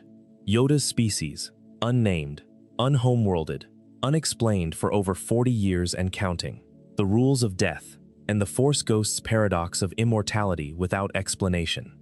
The Wills, George Lucas's invisible architects of reality, present in fragments of canon but absent from every story. The Dagobah Cave, pulsing with dark side energy from an origin nobody knows. Snoke, the strand-cast puppet of a dead emperor. Palpatine, returned from death through processes the films never bothered to explain. The Force Dyad, a bond that transcends time and space and death, created by the Force for reasons it has never shared. Luke's lightsaber, traveling from Cloud City to Maz Kanata's castle through means unknown. The Zillo Beast clones and the cloning experiments that stretch from Kamino to Mount Tantis to Exegol. The twins of the Acolyte, conceived through Force manipulation in an echo of Anakin's own mysterious birth, their story cut short by cancellation. Baylan Skoll, standing on the statue of the Father on a dead world in another galaxy, searching for something that might rewrite the rules of the Force. The unknown regions, the vast darkness at the edge of the map, harboring threats and civilizations and secrets the franchise has only begun to reveal. R2-D2, the saga's silent archivist, carrying the truth of the entire Skywalker story in his memory banks and never speaking a word of it. The origins of the Jedi Order and the possibility that its founders would not recognize what it became. Ahsoka Tano, carrying a fragment of a dead goddess, walking between worlds, stranded on Peridea with the bones of Purgil and the monuments of gods. Darth Vader's fortress, built to tear open the door between life and death, and the portal he entered and the wife who turned away from him. The Kyber crystals, living and sentient and screaming red in every Sith lightsaber. The Inquisitors, whose fates are scattered and whose spirits may still be trapped. Ezra Bridger's lost years on Peridea, the decade the story skipped over. The Jedi text that Rey carries, the ancient knowledge that may rebuild the Order or condemn it to repeat its mistakes. Cassian Andor's sister, lost on a planet the Empire poisoned. The many Jedi survivors whose names nobody knows. These are the unsolved mysteries of Star Wars. Not all of them will ever be answered. Some should not be. Some will be answered in ways that deepen the mythology, and some in ways that diminish it. The franchise is still being written. The galaxy is still expanding. And the questions that have accumulated over nearly 5 decades of storytelling are, in their own way, as much a part of Star Wars as lightsabers and starships and the binary sunset on Tatooine. There is a reason people fall asleep to these videos, not because the content does not matter, because it matters in a specific way. It matters the way a constellation matters. You do not need to name every star to feel the shape of it. You do not need to answer every question to feel the weight of the story asking them. The mysteries of Star Wars are the space between the stars. They are the darkness that gives the light its shape, and they have been burning, quietly, for almost 50 years. The Force is a mystery. It has always been a mystery, and every attempt to explain it has only revealed how much more there is to understand. The Jedi thought they understood it. They were wrong. The Sith thought they could control it. They were wrong. The Celestials, whoever they were, built structures to contain it and navigate it and shape it, and those structures have outlasted everything else. The world between worlds endures. The vergences persist. The Kyber crystals keep growing in their caves, whispering to each other in frequencies no one can hear. And the Force keeps doing what it has always done, creating life, maintaining balance, allowing suffering, permitting miracles, remaining, after all this time, something that no one in the galaxy far, far away fully comprehends. Get comfortable. Let the questions sit with you. Let them settle into the back of your mind where the good questions live, the ones that do not need answers to matter. The galaxy far, far away is full of secrets. The stars are distant and cold and beautiful, and between them, in the vast dark spaces where the light does not reach, the mysteries wait. They have been waiting for a very long time. They can wait a little longer. Close your eyes. Let the galaxy spin. Let the questions hum in the background like the drone of a starship engine or the low, steady pulse of a lightsaber at rest. The mysteries of Star Wars are not problems to be solved. They are songs to be listened to, and they are still playing, softly, in the darkness between the stars. If you enjoyed the video, make sure to subscribe, and I'll see you in the next one.